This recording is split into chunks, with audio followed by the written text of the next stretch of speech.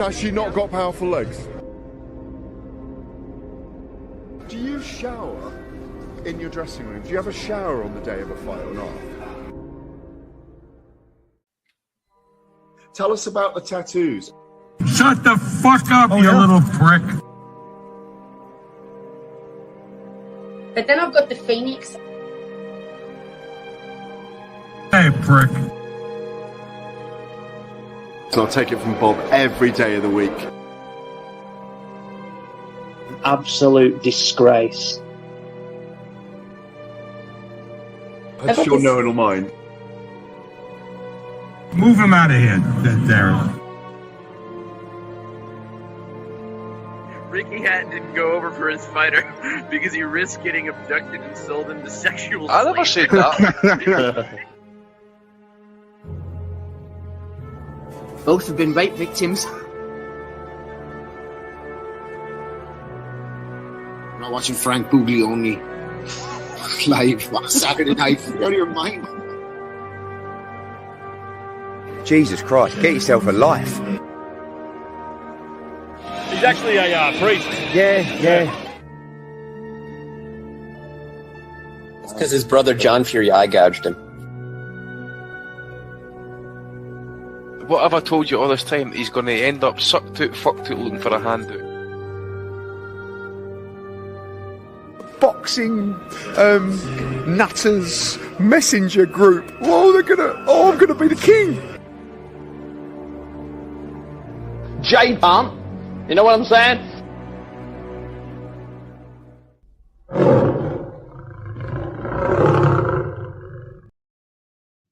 Welcome, folks. Number 628 of the Boxing Asylum Nuthouse headed your way, where you can find us every Sunday, 8 o'clock in the UK, 12 o'clock Pacific time in the United States. And you can catch us the next day wherever you find your favorite podcast. Get on more of the fun. Check us out at patreon.com/Boxing Asylum. Joining us today so far, we have Justin, we have James. We could have a Des sighting. We could have a Rob sighting. They're up to Irish things. God knows how that'll end. But we had a couple of good fights yesterday, but it was kind of a bummer. ESPN's final show, it was okay, but it wasn't the star-studded affair we were necessarily looking forward to. Had a couple of decent fights, but nothing that was an absolute barn burner. And I don't know, it just kind of sums up the way boxing is right now. It's just kind of an odd, melancholy kind of feel, maybe. I don't know. But it's, Xander Zayas and Bruce Carrington, both are tightless now. It was, I thought Zayas was in a pretty fun fight at times with Jorge Garcia. Garcia, very, very awkward.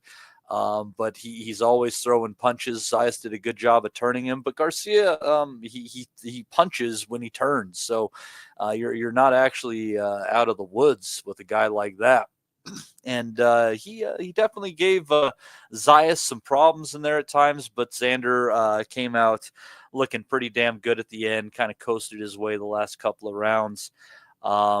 And Justin, even though I thought it was a really good performance from Zayas that I enjoyed, I've been watching this kid, for like 5 years now, since, he was 18 on his early Top Rank shows, and I've seen the development and things. But as good as he is, I kind of wish he was a weight class south, because in this welterweight division, he could definitely play with a lot of people.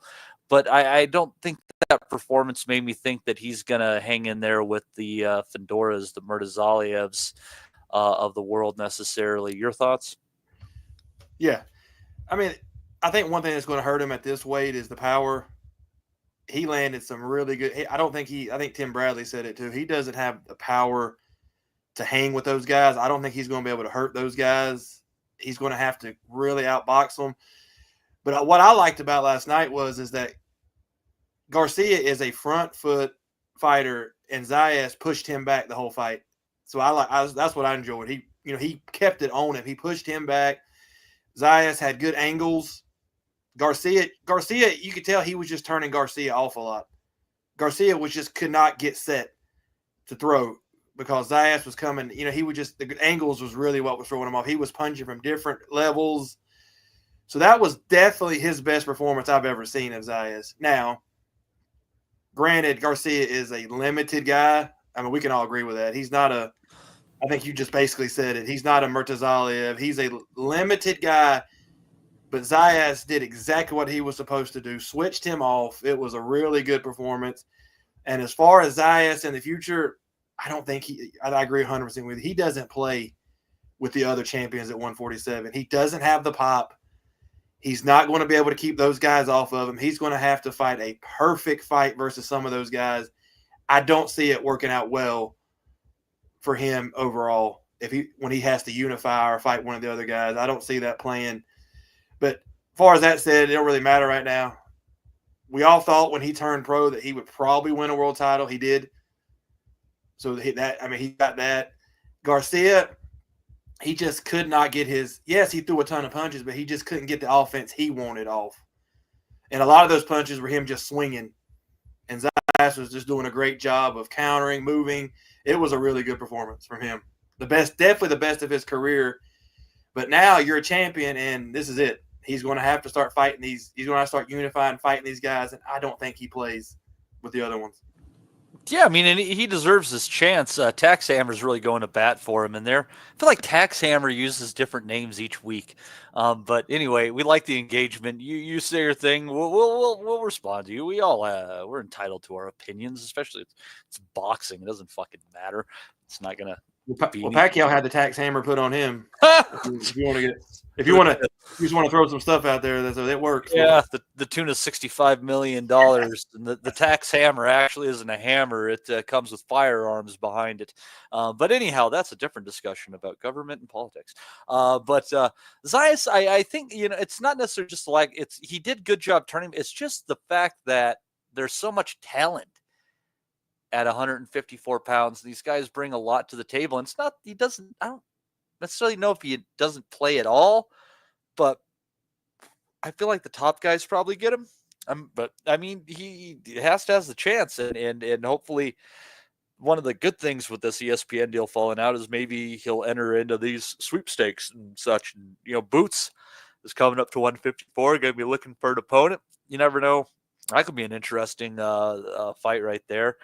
But I don't know, James, how would you rate Zayas? I've probably been watching him a little bit more heavily than you have over the years.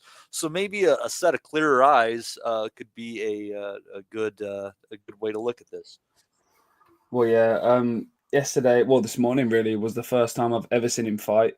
I've heard his name peripherally through watching YouTube videos and social media generally, but it was the first time I sat down and watched him fight properly. And I felt like he's a very relaxed fighter. And I feel like in that matchup yesterday, all of his defensive capabilities were on display. I think his pivot game is really tight. I feel like he knew when to duck, he knew when to counter, he knew when to retreat.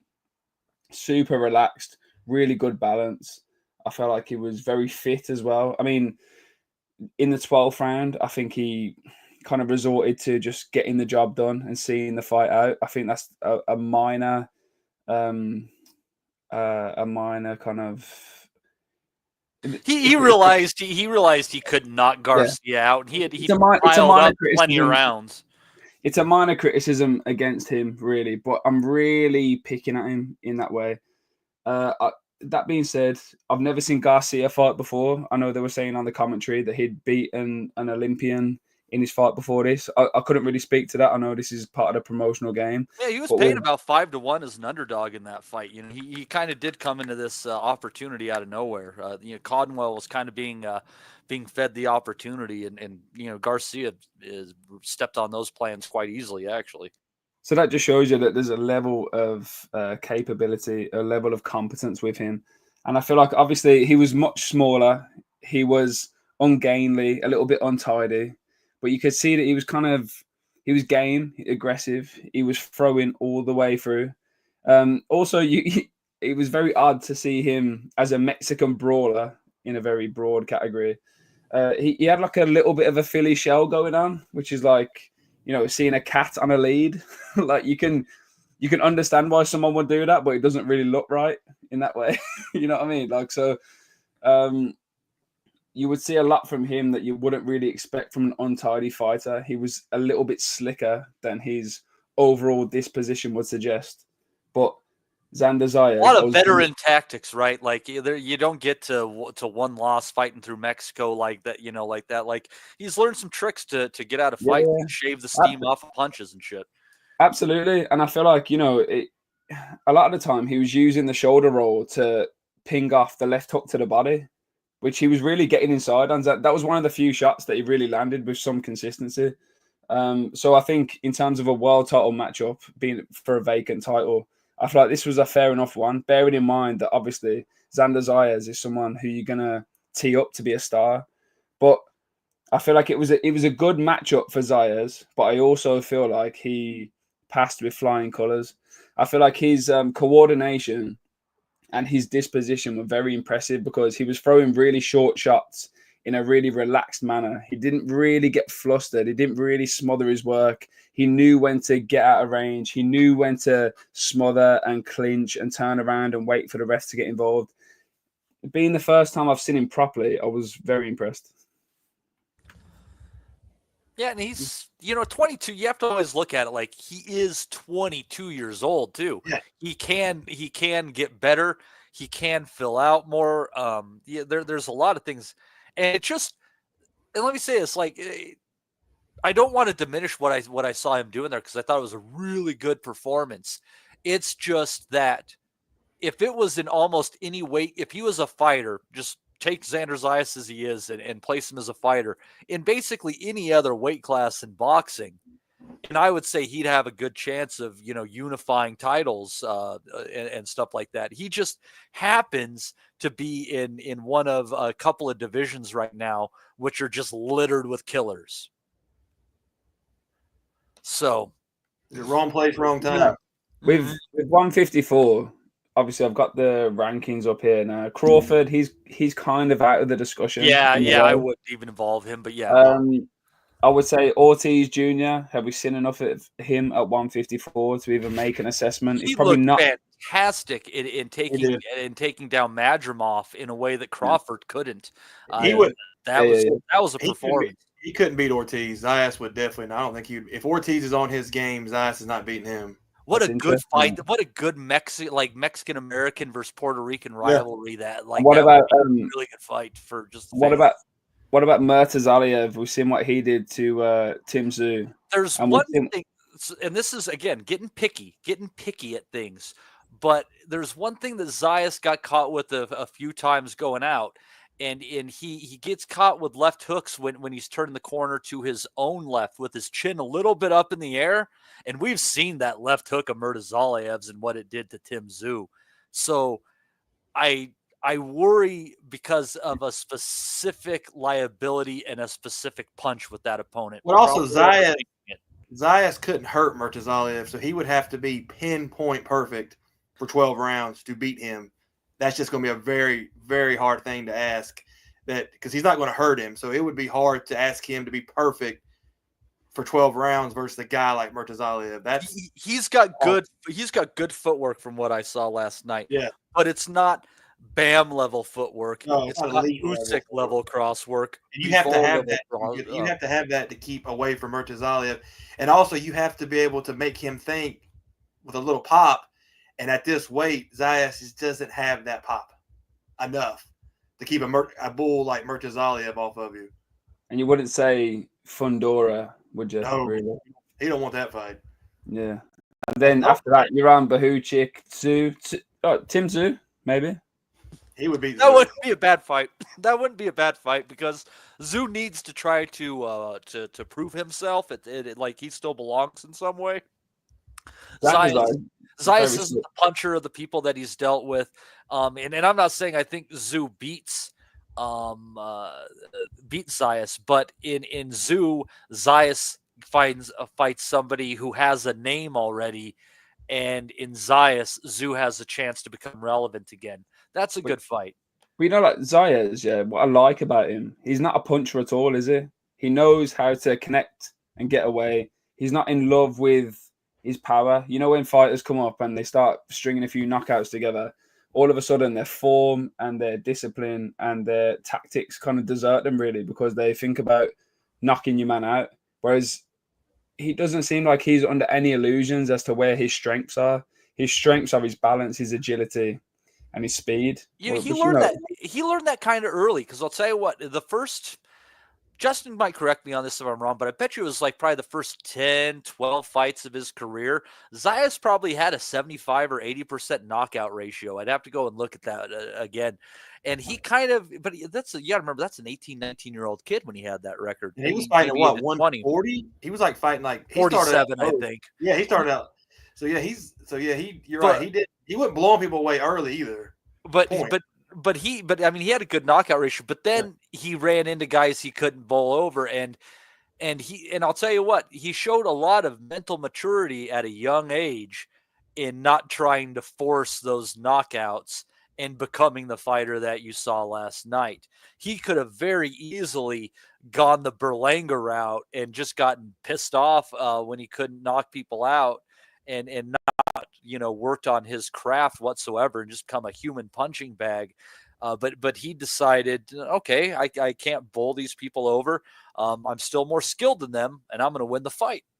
Well, we can phrase it. It's not Malignaggi power. It's just not. No, he can punch better than Paulie, for the love of God. Yeah. It's different. He just doesn't have elite power. It's just decent, okay power, and that's not enough to stop the top. That's not enough to compete with the top 4 or 5 guys right now at this weight class. Yeah, and you know what? You're right there, Justin, because it's enough to stop potential contenders from upsetting you because it's too sharp and it's too quick and all of a sudden you're out of the way.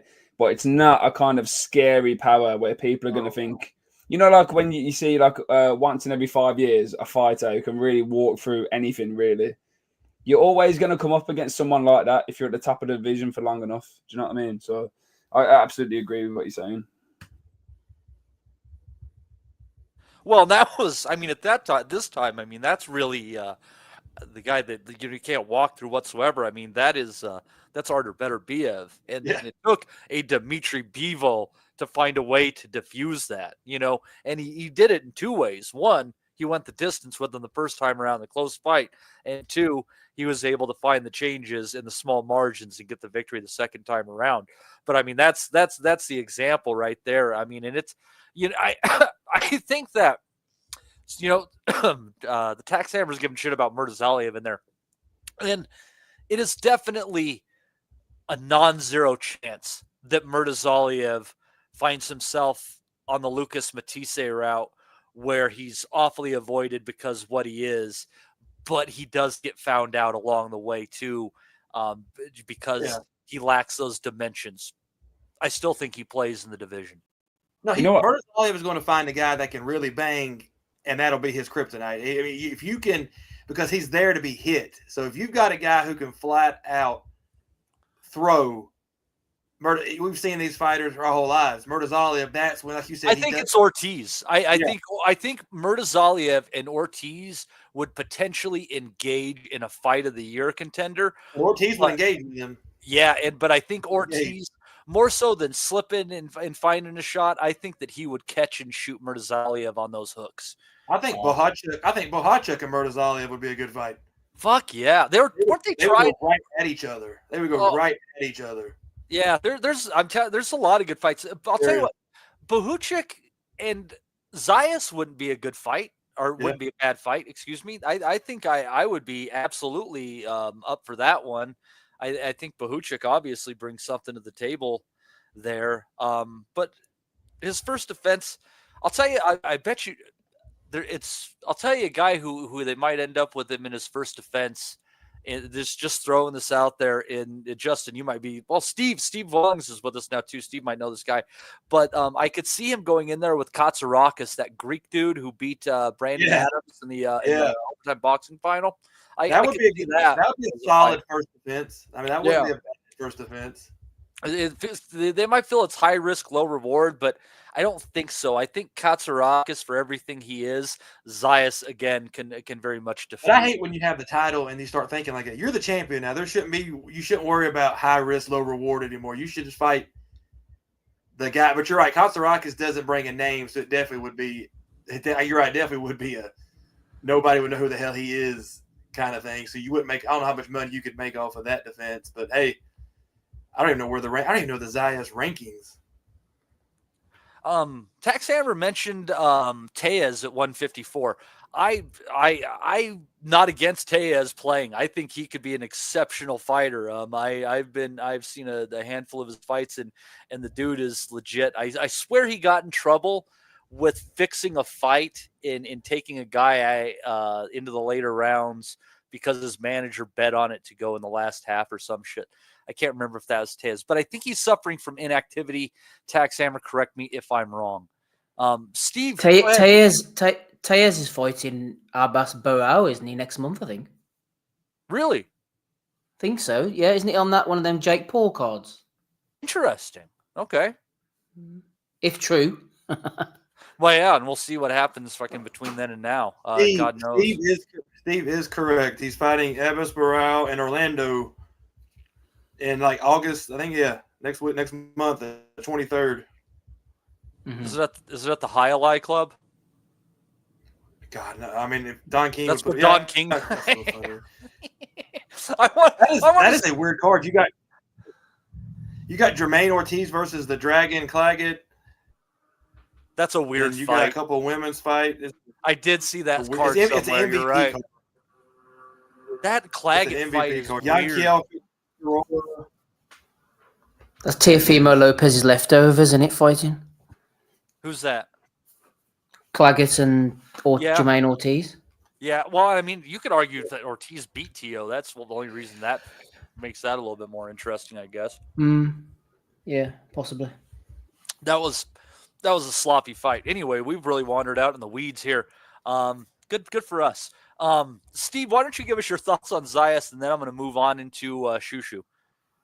Yeah, of course. I thought Zayas looked excellent, to be honest. I think he popped the jab really well. He's filled out lovely into the weight. Perez Garcia looked a lot wirier, smaller. I knew he'd be there for the duration, given his past exploits, and I kind of felt that he caught Charles Conway a little bit lazy during the later rounds and just outworked him, and it was Zayas' fight to lose. But that said, this was the toughest test of his career, and I tell you what, he's really blossoming into a nice star, and I kind of chuckled whenever they got into the ring and Jimmy Lennon Jr. said a classic Mexican versus Puerto Rican battle, because these guys are relatively unknown, but there's no reason why Zayas can't mature into those kind of fighters. I'm not saying he's going to become a Felix Trinidad or a Miguel Cotto or a Gomez or anyone like that, but tell you what, the atmosphere looked amazing last night. So he's packing out the theatre, he's bringing the fans, he's bringing the excitement, he's maturing as a nice fighter.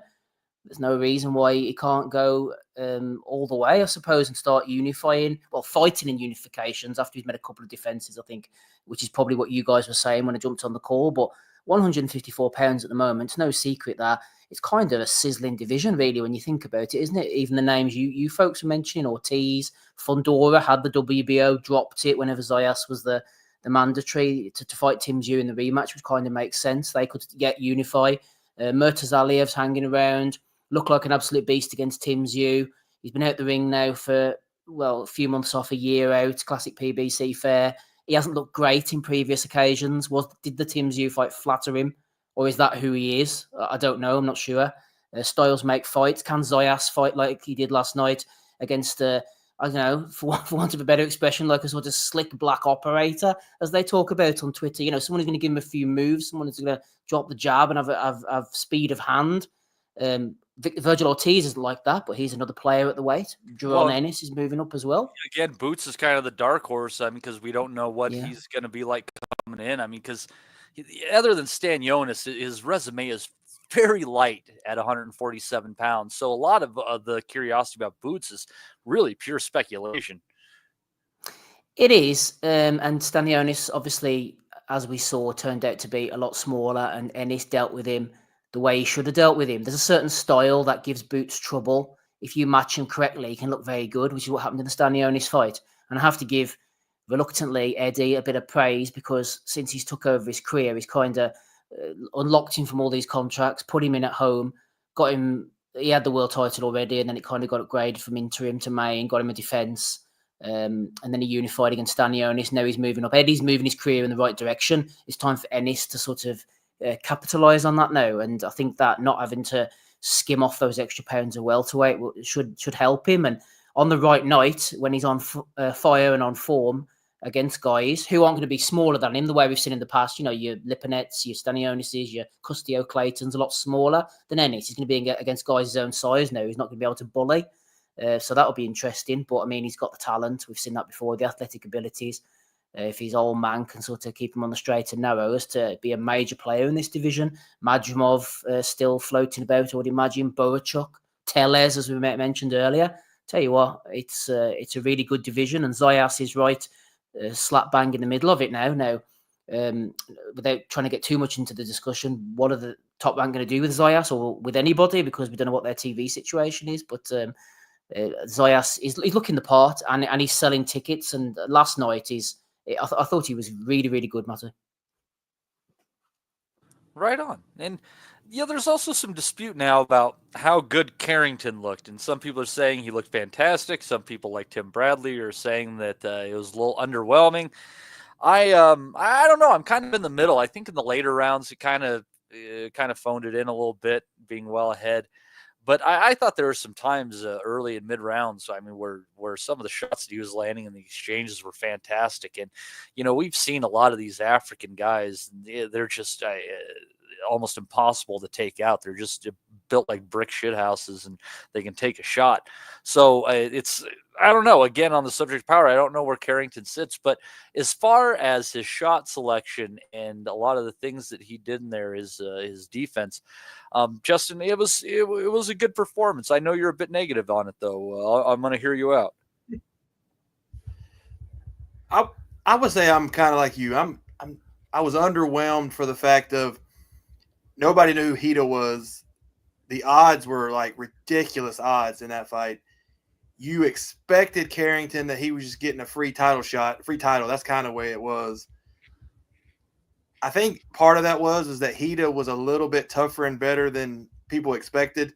Definitely more than I expected. He definitely took a shot pretty well. He had more ability about it than I thought he did. I thought he was just going to be a knockover, and I never thought it would go 12 rounds. But I got to give him credit. He was definitely better than I thought he was going to be. But Carrington just was underwhelming for the first 6-7 rounds, but he did start to hit. He did start to land his shots and did look a whole lot better to finish. I don't get the Kriegel. I don't remember the final scorecard. I think people had it like 120, 108, stuff like that. That's ridiculous. He definitely got a couple of those rounds, especially early. So I would say, yeah, I was underwhelmed. I just maybe because the fact of I expected more versus that opponent is why I was underwhelmed. And as far as like you said, the power, Hida, I mean, maybe sometimes you're not going to knock everybody out. You got to chalk it up that he was just tough. And he was just better. He had a good motor. Hida kept coming. He didn't really give Carrington any breaks. He kept trying. And sometimes that's all that matters if you just keep coming at him, and he did. But yeah, I'm going to still say I was underwhelmed. I just expected versus that opponent and Carrington's time to shine for a title that he would have looked a little bit better than he did. And now I think I saw Espinoza in the crowd. They kept showing him. I don't know if they're going to try to make that fight next. If he tries to go after Espinoza, that's not going to work out well for Carrington. The way he fought last night and some of the shots he took, if they try to make that, I don't see that going well for Carrington. I don't know if that's what they're trying to. They just kept showing Espinoza. I don't know if they're trying to work something, but I was underwhelmed. Steve, what was your level of whelm? I was going to say I wasn't underwhelmed because I've never really been whelmed by Carrington. I think he's just a nice, neat boxer, really. I think he has a lot going for him, but he has things that we look at him now at 16-0. I think he's gone 16-0 and think, is it ever going to be there? He's 28. Is he ever going to mature beyond what he is now? Which is fine, but does it have that spark? I mean, for a while they were talking about him fighting Inoue and all, and that would have meant Inoue obviously moving up. But I agree with Justin, actually, as I tend to do. I think Hayter was decent. You mentioned the brick shithouse African fighter. going back to the tough days of Ghanaians. And to be honest, I think the stereotype has kind of melted away over recent years. We've seen, especially in the UK, some guys coming over from Tanzania and Namibia, and they've been absolutely woeful, melted like Easter eggs on the radiator. But to be fair to Hater, I thought he was good. I think he was better than people expected. I think he was better than Carrington expected, Matty, to be honest. Carrington realised after about 4 or 5 rounds that he wasn't going anywhere. This guy was tough enough. He was going to be able to take his shots. And I wonder whether he's had these kind of struggles before, hasn't he? Which, remember, he fought Suleiman Segawa 3 or 4 fights ago. I think he was a Ugandan guy. That guy had an argument he beat Carrington. Yeah, that fight was he gave him a tough close. fight, didn't he? Yeah, exactly. Yeah, that's what came to my mind, you see. And I wonder whether that was in the back of his mind and he thought, okay, I've had these struggles before, been in against these guys before. This is a 12-rounder. Don't know if Carrington's even done a 12-rounder before with top ranks, probably a couple of 10s maybe. Not saying his fitness is terrible. I mean, you could see the promo video footage before, and then he does all this underwater swimming. I'm sure he's in great shape. It's maybe in the back of his mind. Things could get tough down the stretch if this guy comes on. Didn't want to burn himself out. But there's just that lack of spark, that little lack of punch power, which is okay. Not everybody's going to be amazing. Not everybody's going to go to the top. Here's the question, though, when it comes to Carrington, I worry, though, Steve, is I wonder, because you see the skills, but because he's lacking certain fireworks that we oftentimes look for, is it maybe another Shakur Stevenson situation where he's just wickedly talented? He's going to beat everybody, and we're going to find a way to talk shit about him every step of the way? Possibly. I'm not so sure, though. I think we could see Shakur, that talent. I mean, early on in his career, before the Nakathea fight, which could, I suppose, could then be Carrington's Hater fight now.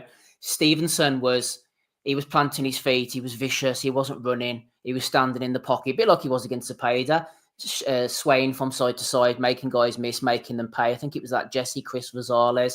He beat him up and he looked outstanding. And he was starting to separate himself from the kind of contemporary prospects at the time, you know, even your Mick Conlons and guys like that. And then it was the Nakathea fight. I can't remember if he got touched a little bit.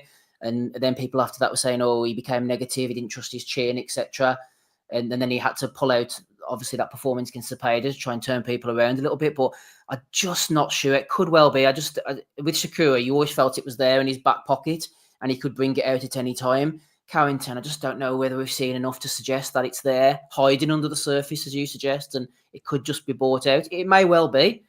I just think the whole thing at the end and the post-fight interview, it's not, I don't want to say feigned confidence or contrived, because that sounds disingenuous, you know, it sounds mean, but I just don't think he maybe trusts himself as much as he tries to make out. And Justin mentioned, I think it was the Espinoza fight, and I just wouldn't fancy that at all, to be honest. I think the first 6 rounds would be competitive, and it would be a lot of Carrington trying to keep Espinoza off him, because those long levers, that work rate, he clearly punches. Ramirez and lesser guys just haven't fancied that at all. And I think the first 6-7 rounds, Carrington will be in that fight, keeping him off him, maybe 3-3, maybe 4-2 up, really boxing out of his skin. But you see that second half of the fight, if they fight, that'll be a hot bubble bath for Carrington. I just can't see him getting out of that, to be honest. And I'm trying to think, though, like because, you know, as far as it goes, like, how do we rate Carrington around these weights and stuff with, and you know, Tax Hammer, he's the talkative one today in the chat. I'm glad somebody's keeping it moving, and he, you know, calls Carrington accurately a slick black fighter. Well, around those weights, I would say there's 2 other fighters who I would say qualify in that realm. One would be Stephen Fulton.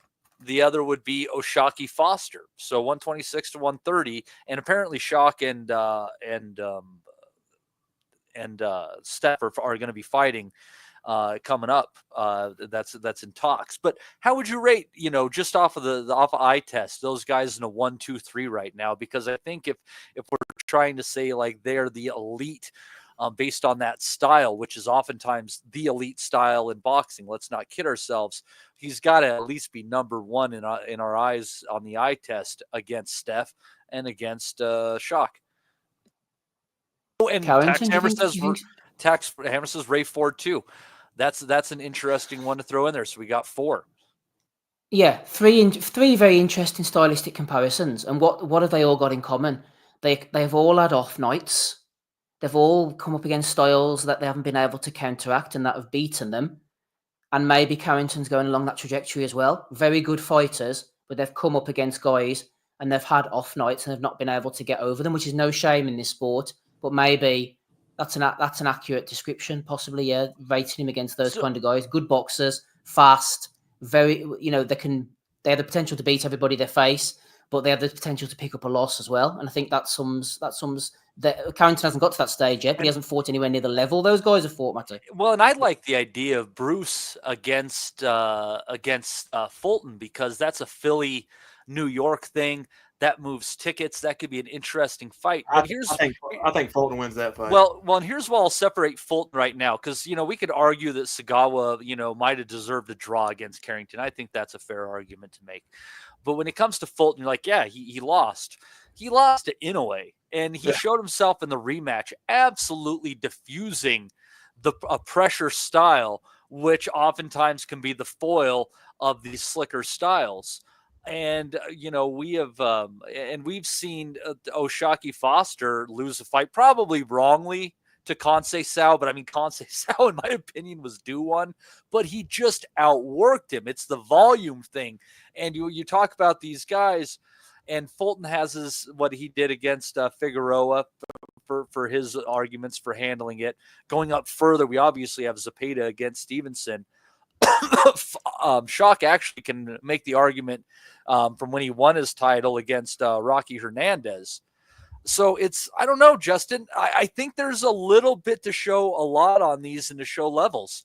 And if I got to go, I'm going to kind of go. I'm going Steph. I'm going Steph Fulton out of those guys as the top of the tier. I definitely would put Fulton ahead of everybody right now. He's proved it. He's proved it more. I think he's more talented than those guys.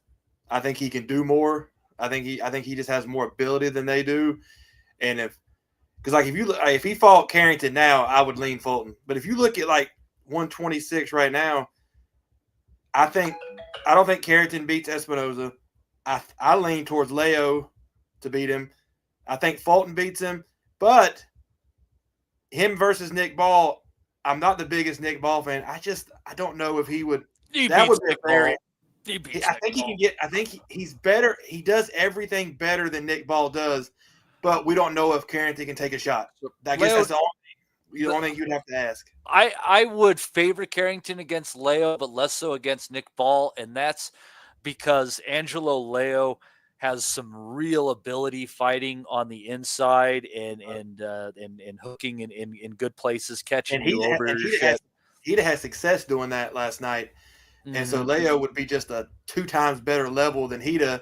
And Ball, like I said, if Carrington can take a shot, Ball squares too much up, squares up too much on the inside. That's why I think Leo's better. I just think that Bruce would turn him all night. I think Carrington would just pop shot the shit out of him. Just be able to pop. And I don't think Ball could do a lot to counteract that. But we don't know if he can take a shot. Carrington got the power, though, Justin. Has Carrington got the power to keep Ball off? That's what I'm trying to think. He would pop shot him. I don't think he would hurt Ball, though. And that's the problem. If he can't keep Ball honest, I don't think he can hurt him. That's where the fight's going to turn. I'll tell you why I think that he could stop him is because the shot that Ball is most susceptible to is an uppercut, and that's the shot you don't see coming. You don't have to be the world's biggest puncher to take somebody out with an uppercut when they fight with their fucking nose down. But don't you think Ball does something that makes his opponents feel slightly uncomfortable? I know he stands in range. I know he has a bit of a weird style, really. That's what Isaac Cruz does, and he throws over the top of the same hand that you throw, and it's and that's what makes it tough, and it makes you reluctant to throw. You throw a jab, this short fucker's coming over the top of the right hand. That. You know that whatever you do is going to extract the cost to yourself. Yeah. And I feel like Nick Ball puts people in that position. He might not be the best fighter in the world. He might not be the biggest hitter or the most aggressive or the slickest, really. But he's got enough of those composite ingredients where he's a problem for most people. Like, he's won fights, really, and he's had a draw. And, like, he shouldn't really be in that conversation, given like, the way he looks and the way he fights. He should have a ceiling, but he does something that elevates him above that. Not to make this like a Nick Ball, like, you know. No, I mean, professional, but- even though I thought Ray Ford beat him, the fact that he fought close with Ray Ford in the eyes of everybody, regardless of where you ended up on those scorecards, speaks volumes of him, because Ford is a fantastic fighter. You know, technically, Ford's the most talented of that bunch we were talking about. But I don't know about that, but how Nick Ball's career is going, he's probably going to fight Hida. Look at Nick Ball's record. He hasn't fought anybody since he got the title. It's probably going to be avoiding the actual number one contender for. I don't even know who that is. I watched his first defense. He was the least impressive in his first defense, really. And I was thinking, where is this coming from? Because you're fighting out of your skin, really, to get results against people who are above your level. And as soon as you ask him to drop back down, he was the least impressive. That was quite a puzzling thing, really. I agree with Justin. Yeah, his career is just. I mean, you'd have to say that Nick Ball's a non-starter right now because they're not trying to challenge him. They're just trying. Yeah. Yes, they want that Liverpool money, and they're trying to just get him packed out crowds, suck all they can out of the people of Liverpool by these easy knockovers, and that's not helping his career. They've got to. So yes, it was a joke, but it's serious. I would not be surprised if we saw like a Hida. I would not be stunned at all if we saw somebody that he's not. I don't see him fighting Carrington. I don't see him unifying with Leo. I don't see that coming anytime soon. The way it's been going. Do you not though? I would have said, I don't know. I would have said that they've got the two defenses out the way now, and surely the next one they're probably holding out for Riyadh, aren't they, for a space on one of the Turkey undercards, and then it'll be like a decent fight. That's what I thought, like Kakashi or something, wouldn't it? You can't keep giving him these guys. It has to be somebody real now. They have no choice, because it's, even if you're a diehard fan of Nick Ball, you've even got to say to yourself, is he going to fight anybody? Like you want to see him in an exciting fight, not versus these just guys that there's no way he's going to lose versus. Oh, absolutely. It's been a bummer of a beginning to his title run, and hopefully they get something. Well, is that a fair assessment, really? I don't know if did he do enough in winning the title to, get a little bit of time? I feel like he did more in going towards the title than a lot of people would have. A lot of people, if their promotional situation is right, they'll get an easy few layups and then do nothing after that. I feel like Nick Ball's done a fair amount on his way to getting the championship. I'll always have a soft spot for Nick because he beat the shit out of Isaac Lowe.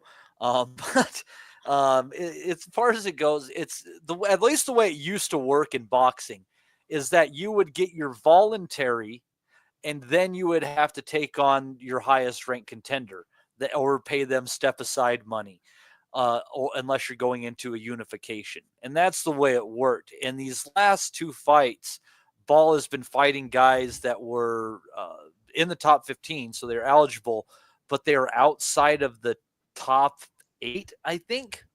So you can forgive him for Dehaney, though, can't you? Because he was only like a fight removed from Inoue. Sam Goodman. And also Ronnie Rios, that's kind of like a layup at home. But before that, you've got Raymond Ford, Ray Vargas, and Isaac Dogbo. All right, Isaac Dogbo, you could kind of say this, that, and the other. But he's battle-tested, really, at a fairly high level. I don't know, man. I feel like you're selling him short a little bit, boys, to be honest. He's got Goodman if that doesn't fall through. I think they're going to do that. I don't know if that's going to happen or not. Oh, yeah, right enough. That's a good point, actually. Well, that's it. I knew there was something coming up.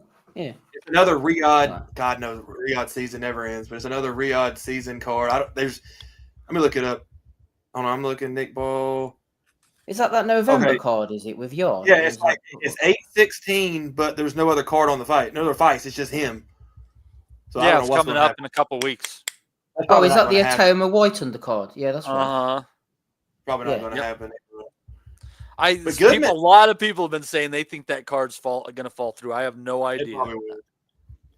BoxRec only has him listed on it, really. So I don't know what's going to happen. They don't even have White and Itoma on there now. No, I'm looking right. I'll get there. Let's see what we got here. This is not thrilling. Y'all can talk about something else. No, you're fine. It's let me go to the event here. Yeah, just check the event. Oh yeah, I'm wrong. You're wrong. It's got Dohane. Oh no. Yeah. There, come on. Full card in it. Ford's fighting Nova now because Kakachi pulled out. Yeah, there it is. There it is. Adelaide, Ergovich versus Adelaide, which actually might be a pretty good fight. I think Hrgovic should beat Adelaide. Isn't that weird? Ray Ford and Abraham Nova in the UK. What in the flying fuck? Nah, it's not. It's in Saudi. Oh, it's in Saudi. Nova, okay. Jesus. Nova's okay, a fill-in. thank God. In Saudi, the new home of boxing, Matty. I think Nova's a fill-in for somebody. He was. It was supposed to be Kakachi and who it was. Yeah, I think Kakachi Nova is got a back fill-in. injury I don't or think whatever, he was. or maybe they got another fight for him. I don't know, but yeah. Yeah. So that would have been that would have made more sense. That would have made more sense than Nova. Wonder if they're gonna let his mascot travel to Saudi Arabia. That's a lot of That's the fucking question. money and luggage. Jesus Christ. Probably getting easier than Carlos Adames. That poor guy got no luck. I wish they would show who's under. Yeah, that's I guess we get to talk about that card in a couple of weeks here, but yeah, it's a pretty light time. I'm trying to think what else was on this card. The Emiliano Vargas knockout. I can't even remember the name of his opponent off the top of my head now, but my God, just a quick, short, snappy right hand and thud and away it goes. Beautiful shot. It was is that Fernando Vargas's kid? Yeah. The fat guy in his corner is Fernando Vargas. Yeah, I seen that. That popped up on my YouTube feed, and I thought, oh, that's got to be part of last night. I better get up on it. The only good thing about Emiliano Vargas, he looked good, but But did you see his girlfriend? I did, yeah. My God, my God! What a guy! That was fantastic. What a performance! I would retire right now and just hang out with her. There's no point even. I mean, it's just I did notice a little bit where when the camera goes on them between rounds, and it's obviously a lot of time. There's like a minute is a long time if the camera's just trained on you. And he gave the belt to his missus, and they sat there nodding for a bit. And the missus was like, "Fuck that! Had this belt back." It was a really awkward interaction. But Vargas is doing very well in life right now. Very well. I see. I only saw the highlights, but that was a very clean. That was it. The fight was 40 seconds. Fantastic. That was it. The fight was 40 seconds. You saw the fight, James. You saw it. That was like the second shot he threw, and it was just pretty, and that guy just couldn't handle it.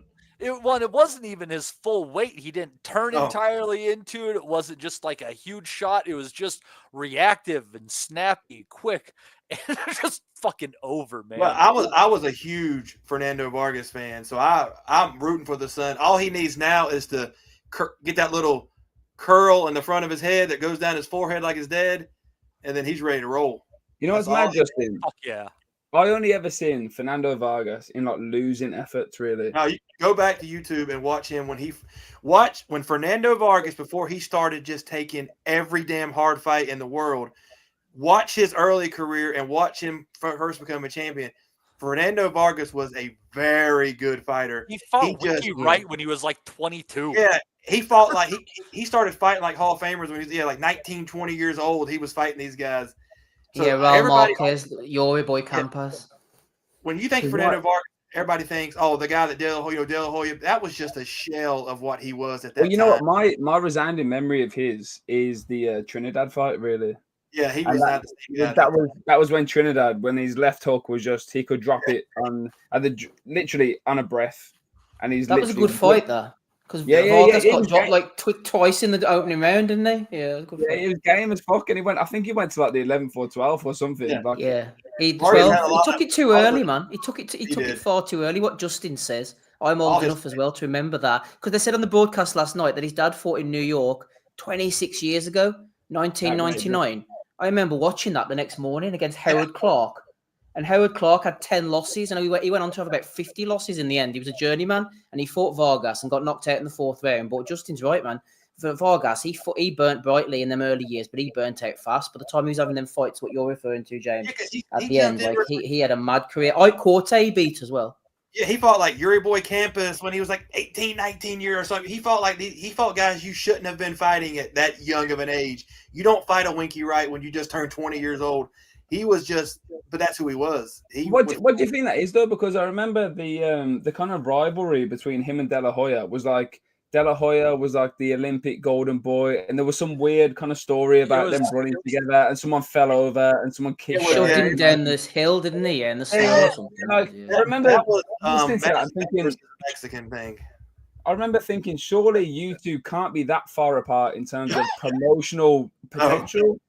So like I don't really know what happened there, but like that is my resounding memory of Fernando Vargas. Fernando Vargas's big thing is that he was a real Mexican American, and that he grew up on the street, and that De La Hoya was just a little preppy rich boy that had a silver spoon in his mouth, and like Steve said, he pushed him down a hill. So they played off the whole "I'm a real Mexican, you're not a real Mexican," and that's why they started the blood feud shit with him. But I don't think But Fernando Vargas took it to another level. I don't know if he really believed it or not. I don't think De La Hoya really gave it. But does that play from like an American perspective? Yes, it does play. I'm a real Mexican. You're a Mexican American. You're softer because you're not really a Mexican. Yes. Is that a good promotional aspect? Yeah, it's a big deal. It's a big deal. It's a very big deal to some that you were being born and raised here and being like second or third generation American. You're not Mexican anymore. You don't know what it is, and so that they make it a big deal, and I mean that's just what it is. But that's what that fight was about. And it's always moving goalposts and fucking stupid shit at the end of the day. And they call each other listen, we all know that. As human beings, we all know that. But if there's an underlying sentiment that's real, that's obviously going to latch onto people's real sentiments, and that's where they're going to get invested in the fight, isn't it? Really.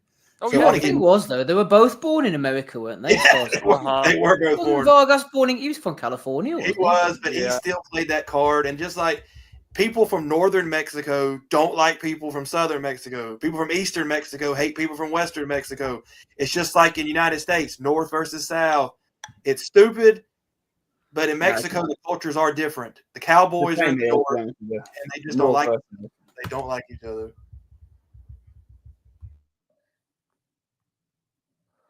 Oh my God. Glad to see that you have survived Detroit and a Claressa Shields fight, Mr. Eamon Khan. How are you, sir? What's up, Buster? Doing all right, man. Doing all right. What's up, Kerr? So tell us about all of the wonderful ring entrances. And what's up? And the kid what's up? What's up, homie? I'm good, man. I'm good. Times, were you? I still am. Oh my gosh. You been? No, I don't think Steve has been. I haven't either. Justin, have you been to Detroit? Yes, I have many a times. I had one really, really good time in Detroit, and then one really, really bad time in Detroit. Both my dad's fault. He was a good time and he was a bad time, but I've had two occasions. So yes, I have been there. It's a different world. It's different. I've enjoyed it. I've enjoyed my time. It was a little bit slow, like in the first couple of days, but like Thursday, Friday, and all that sort of stuff. People are really friendly, welcome. I kind of find it like a little bit of a slower New York in terms of like the architecture and blah blah blah. But outside of that, in terms of the boxing talk, absolutely a fighter hotel for Shields versus Daniels. It was good. That ring walk was great. Like I don't know how much you've discussed it, but for this is the first time. So you go ahead and fill us in.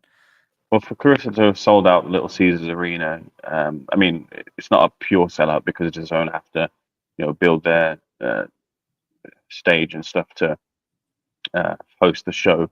But 15,000 is, I think, a brilliant effort for someone from Detroit who's basically done everything, and this is everything is essentially a bit of a gimme defense for Claressa because she's head and shoulders above any of the other talent in the weight classes below. She's at heavyweight now, but she's what really would anyone be purchasing a ticket for other than to see Claressa Shields? And they came out to see Claressa Shields, and it was all intents and purposes a legit sellout. So I think that's brilliant for Chris and the people of Detroit to show out for, with Rick Ross, Papoose, of course, who she's romantically linked with.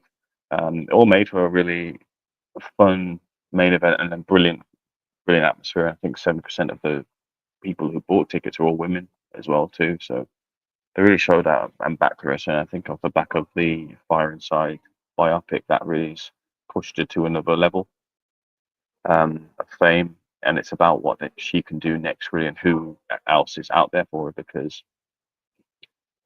there doesn't seem to be a rival in terms of skill right now. We were And talking the other, about that in the group earlier. Amanda had Katie. Katie had Amanda. Claressa has no one. well, Claressa has Layla Ali, which apparently they have a $15 million offer put towards Layla, who's 45. Manny Pacquiao came out at 45 the other week. Layla Ali, after a number of years out of the ring, might be tempted. I don't know how much the Muhammad Ali estate paid, but I imagine 15 million isn't something that, I mean, it would be her own money, but she would particularly need because of the legacy of Muhammad Ali. So I don't think that offer will or fight will materialize. It's a weird concept as well too, with it being a female coming out at 45 to come and have that fight, whereas that's a bit more regular with the male athletes. But yeah, no, I think she's talked about the other women have to, the lowest she can get to is 154, and the other women would have to come and meet her and come up to fight her. Michaela Mayer apparently is showing her interest. So Anna Marshall seems to have dampened her prospects off the back of losing to Stacey Green. Stacey Green wants an opportunity. Danielle Perkins is ringside. She wants another fight with Claressa as well too. So I mean, there are options out there. It's just it's almost a foregone conclusion with respect to those fighters, and that age is one of those that's going to beat Claressa. And she's talked about she wants to have a child with Papoose in the next year or so. So maybe that's what takes her out of the game, being a woman and starting a family as opposed to being beaten by another woman. And I think she got. I know that Ubo is a little bit of a comedy figure and she's rough around the edges, unapologetically so.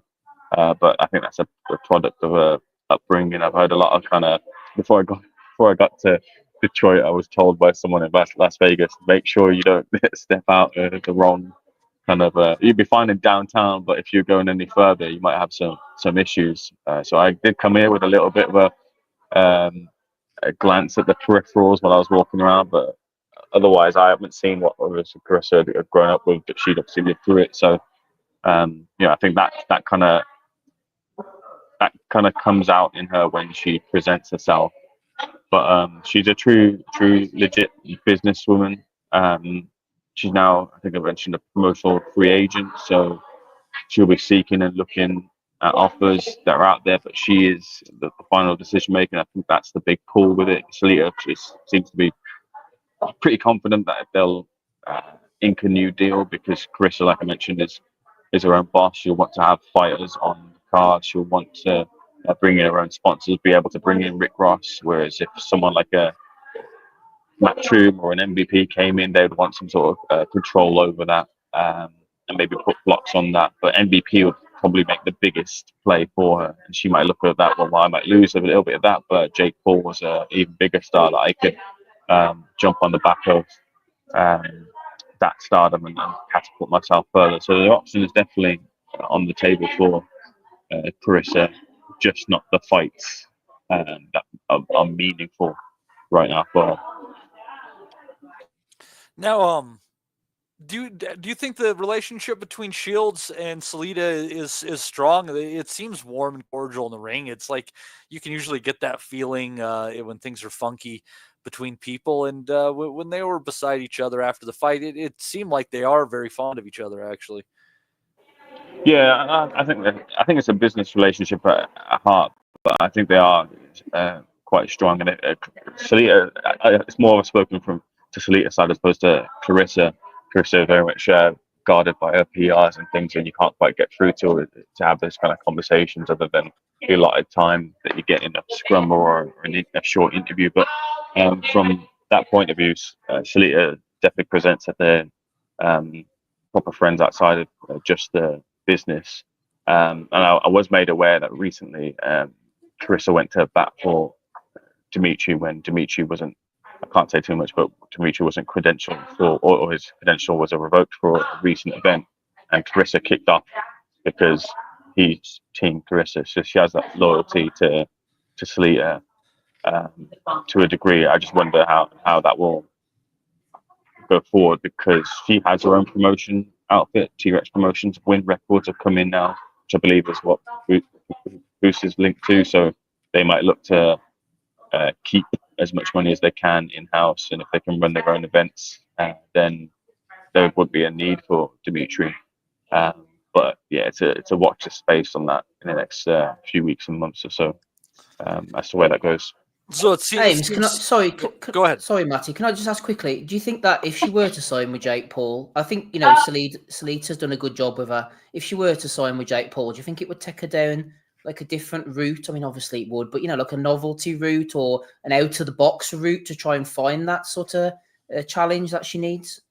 Well, the thing is, they've sort of pitched a fight against each other, haven't they? Jake Paul and Claressa Shields. I'm pretty sure, in amongst all the people that Jake Paul has said he'd fight, not actively. Jake Paul said, "I'll go in there, I'll fight a woman," but they're kind of little joking around about them two being in the ring together and Claressa not being afraid and wanting to fight against a man. That'd be something that they could pitch within the media, but never materialize, but to help kind of bring a bit more buzz around them. And then the other thing outside of that is the Netflix element too, because Jake is able to get onto Netflix, and that's going to push Claressa to another level outside of the zone, which she's been able to.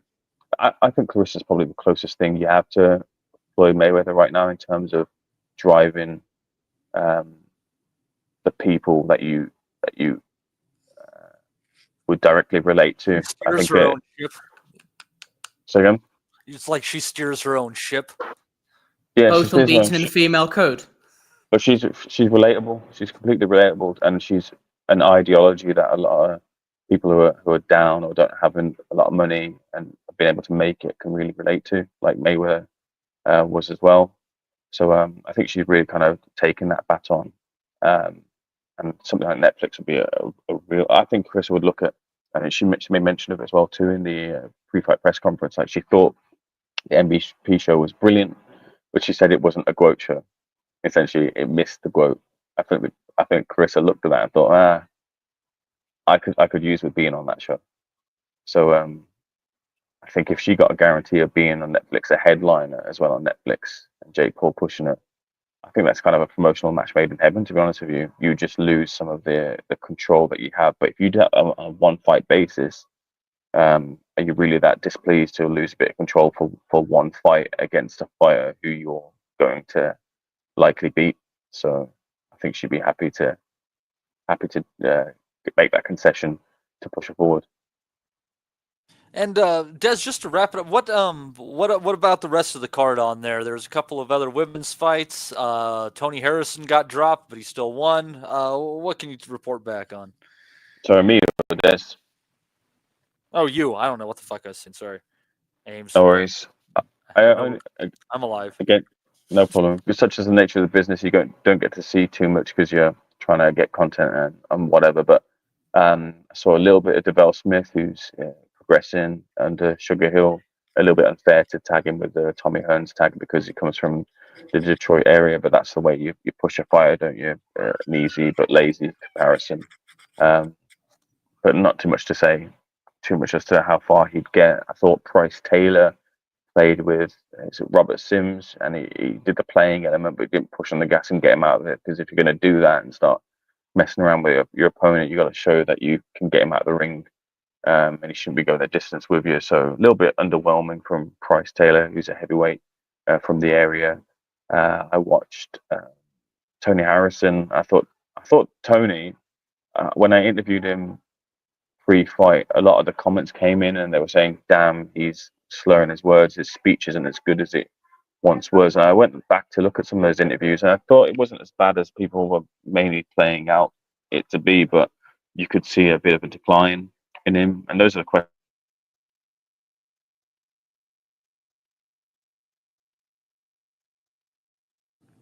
Oh, Ames, you broke up there.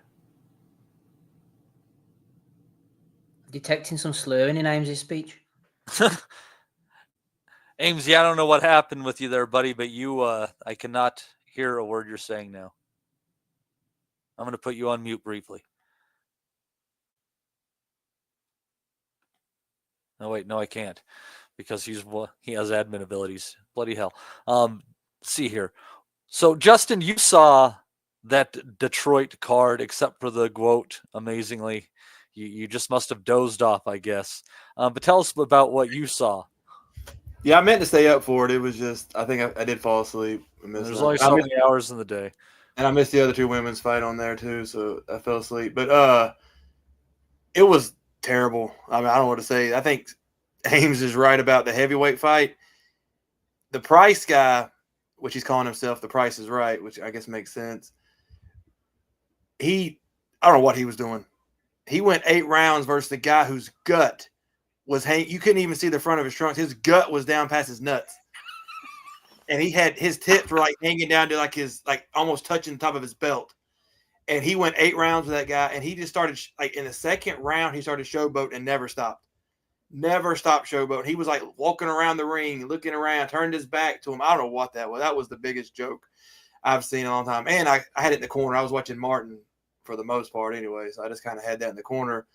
But like I was telling you before we started. You look away and you're like, wait, is that Shanae? No, that's the fight. Damn. I'm more of a Dragonfly Jones fan, but they had I don't know if Steve's seen this before or not. Me and you talked about it. I have never seen the gatekeeper opponent come out to his own rapper wearing a full with the top hat and the waistcoat and the tails, do a full choreographed dance routine with the rapper he was with. The rapper's pants kept falling down because he wasn't wearing a belt because he weighed about 410 pounds. It was like a 10-minute entrance. I've never seen the guy who was supposed to get his ass beat come out and do a full entrance like that. Well, maybe Steve's seen it. I have never seen that before. It was the stupidest thing I've ever seen in a long time. And that's a lot to say when boxing does a lot of stupid shit. But Justin, you're sleeping on my man Bob Sims with his big gut. Yeah. He's not too bad, you know. He beat Tommy Morrison's son. Oh, that's right. Oh, Tommy Morrison's son. We want to go down that road. He's still begging for a Jake Paul fight. Tommy Morrison's son. He still wants that one. Troy Lippy. Yeah. Trey Lippy Morrison, who actually didn't take his dad's last name until he needed to try to make some money off of it. That's a different story. I love Tommy Morrison, and I mean, you got to give it to the kid. I mean, everybody needs assistance at times. Some might call it AIDS. But everyone needs a hand. Matty, I can't believe. Hey, if you watch the documentary, those are all lies. They were out to get him. I fully believe that they were out to get him. I love Tommy Morrison so much. Do you remember when he made his AIDS comeback? Yeah, a little bit. I watched it. I didn't pay for it. I found a way to get it, but I watched his AIDS comeback versus. So you're stealing from an AIDS patient. Are you proud of yourself? He didn't have AIDS though, did he, man? He got cured. Remember? Was that the name of the show? The AIDS comeback. His wife said he died of cancer. So I believe that. I believe the whole story. I believe it all. That he was they were out. Mike Tyson didn't want to fight him. They had to find some way to twist it. It was all set up against Tommy Morrison. But that fight was crazy. Like Bob Sims, I've just never seen the away fighter come out with that kind of passion and then just didn't do anything. But the whole card was. I mean, the guy that Tony Harrison was fighting, he looked like I don't know where they. He was in terrible shape. He wasn't. he looked like Humpty Dumpty. He looked awful. He looked like somebody that had just been drinking hard, like out in the field, like the night before. He just looked like he just crawled in and they gave him some guy's trunks. He looked awful. I don't know where this guy come from, and he still almost beat Tony Harrison. Tony Harrison, I watched him get knocked out by Jarrett Hurd like 6-7 years ago. Harrison is one of these guys. He's a really good boxer. But he doesn't have a good motor, and he doesn't have the best chin. So he's like a poor man's Terry Norris, is what Tony. Like his best win was Charlo, wasn't it? Like good. That was 5 years ago or something like that. That was controversial. I think. I mean, I didn't think he was going to get the fight any. He got rematch was a good fight actually. I thought. Yeah. So like, Tony what? I've like Ames. Sorry, I've interviewed Harrison in real life. He's actually a unit, James. Like, I mean, not saying he's like fat. Like, he's tall. He's a tall, big, muscular guy. Like, he's a lot bigger than you'd think. No, that don't really surprise me, to be honest. But like, he's a very like technically capable fighter, isn't he? But he's not that adventurous.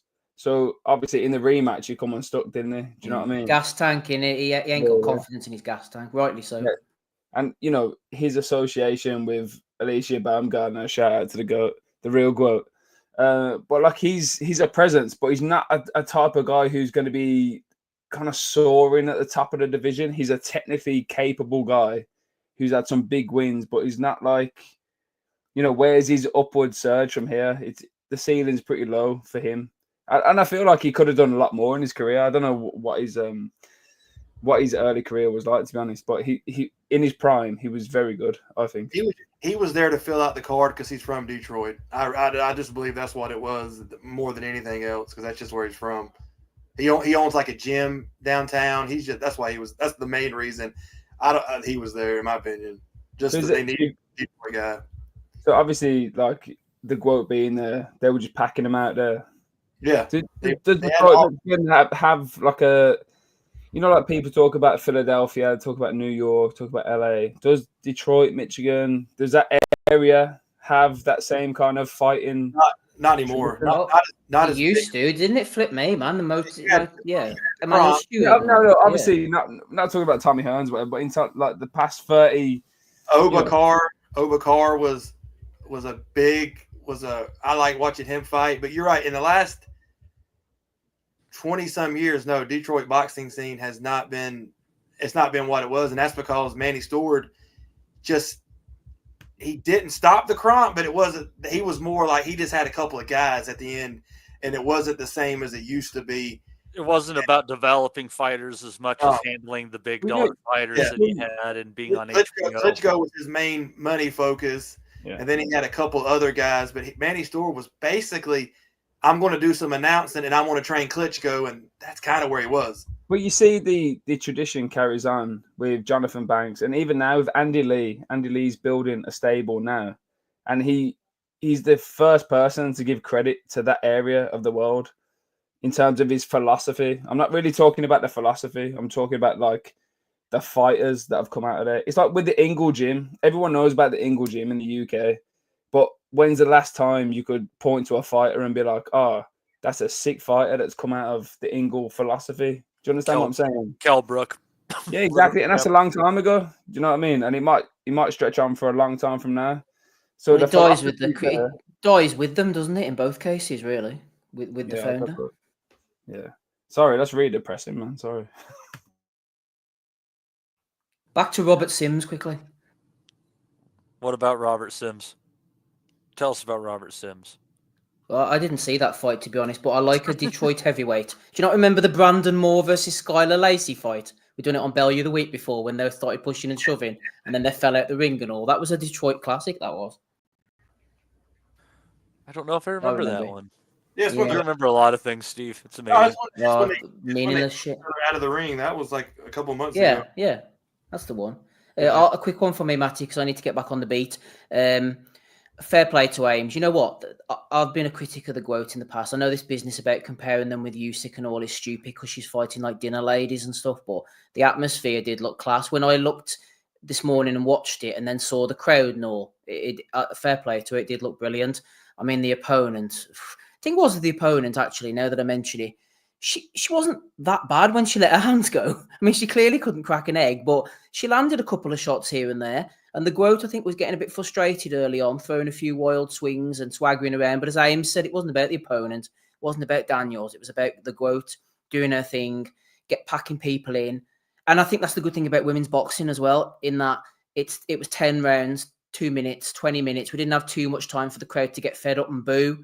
Like, if it was a 12-3 rounder against someone like Daniels, they'd be getting pissed off after about 8 or 9 rounds. It kind of zips by quickly. There's enough action if you do it in the last 30 seconds that people forget the previous minute and a half. Everything goes very quickly. So you can sort of brush aside someone like a Daniels who wasn't there like the previous opponent. Was it LePage who came to swing and the GOAT just got rid of her? But, I mean, the lack of opposition is just absolutely crippling, unfortunately. And that's where all the comparisons fall down. And I'm at the point where I'd rather just see her like fight a man or something because, she needs something to just rubber stamp that. I know she'll go down as a 2-time Olympic gold medalist, as a 4-time undisputed champion, but she's just really badly lacking that dance partner to take it to the next level. Like you mentioned about Katie and Serrano and other ones of which I cannot remember. No, But they all like, there's a few times when people have gotten their opportunities. When Mayer and Baumgartner met, that was a good one. To some degree, Mayer and Ryan, but I think more so if the Mayer against Price could be a pretty big fight. Sinisa Estrada and Jesus Christ, why am I struggling for the Costa Rican gal's name? I was at the fucking fight. Costa Valle. Costa Valle. That was pretty Me? pretty big fight. Where some people made money, but I mean, like, they all need rivals and things like that. And I think part of the problem is the issues like with it's hard enough to promote women's boxing, let alone promote some of the fighters who are very, very capable, because there's a language barrier. Like, it just still blows me away that Jessica Neri Plata hasn't gotten a chance against someone like a Valle Estrada before she retired. But she's just kind of been lingering, going to Canada and Germany to fight and defend her title now. It's, I don't know. And as well, Matty, you had like Katie Taylor when she wasn't fighting Serrano 3 times. She had the Pursoon was a rival. 2 fights with her. Chantel Cameron, 2 fights with her. The Natasha Jonas thing was linking over. Yeah, there was rivals for her. Like you mentioned earlier about the Guo trying to get down to 154 or around that to fight Michaela Mayer. And that's desperate times, man.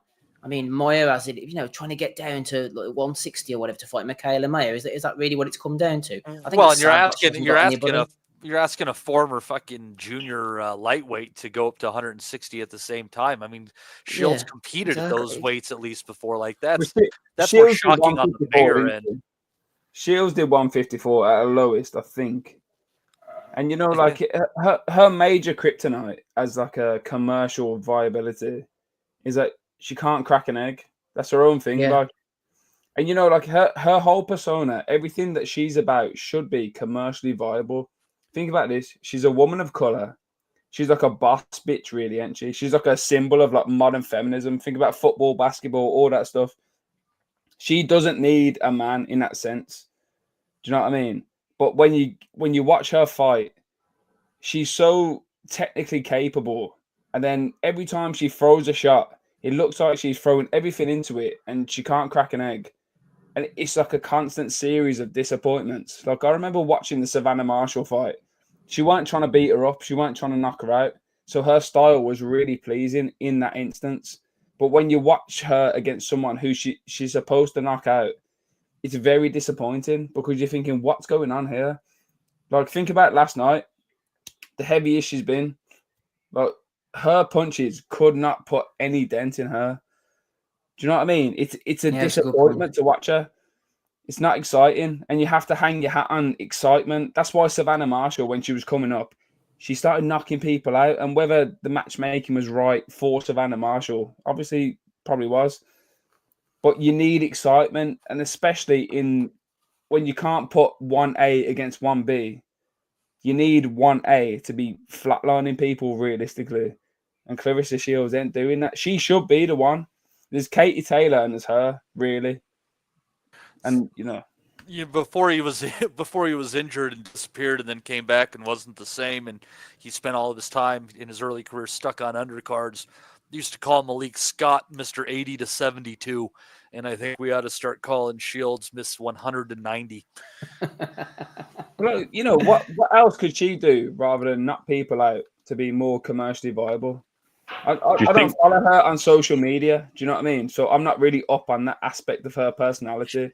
She needs to. This sounds fucking bizarre, but she needs to try to get a little bit, like, if she's so far ahead of people and she's not worrying, she basically needs to do a little bit of Emmanuel Augustus kind of shit in there and have a little bit of fun, right? Well, she kind of did that a little bit in the first few rounds last night, didn't she? A little, kind of. I saw her walking Daniels down, and I feel like, she's gonna fuck her up now. She's gonna fuck her up, and then Daniels was playing like peekaboo with her, and then 3 or 4 rounds went past. Obviously, 2-minute rounds as well, and then the fight it kind of dissolved into a good place, really, when like inside exchanges started to break out. But no one was ever in any danger of being knocked out. And I know it's a bit sadistic, but that's pretty much what we're looking for, isn't it? Realistically. That's all of women's boxing. I've said that for forever. That's why people don't get excited about it because nothing's ever going to happen. And I know I'm critical, but nothing's going to happen. Do you think they could do Claressa Shields and Katie Taylor? No, they're way apart, aren't they? Surely they're way apart. We're in an era where people go up weights and such. Like she's been on Netflix with MVP. I think if MVP bringing Claressa Shields, that's a fight they'd look at. Katie Taylor isn't. Katie's not £190 Katie Taylor waddling about. Well, Ames, you raised an interesting point as a thought experiment, really. Like, do you think they could meet somewhere in the middle? Or I think so. Yeah, Katie's already lost, so like that 0 on the record's gone. Claressa has everything in her favor in terms of the weight. You can do the greatest woman of all time versus the greatest woman of all time and settle that score. That sells, and it's a huge payday for both of them. Probably the biggest payday they'll make in their career.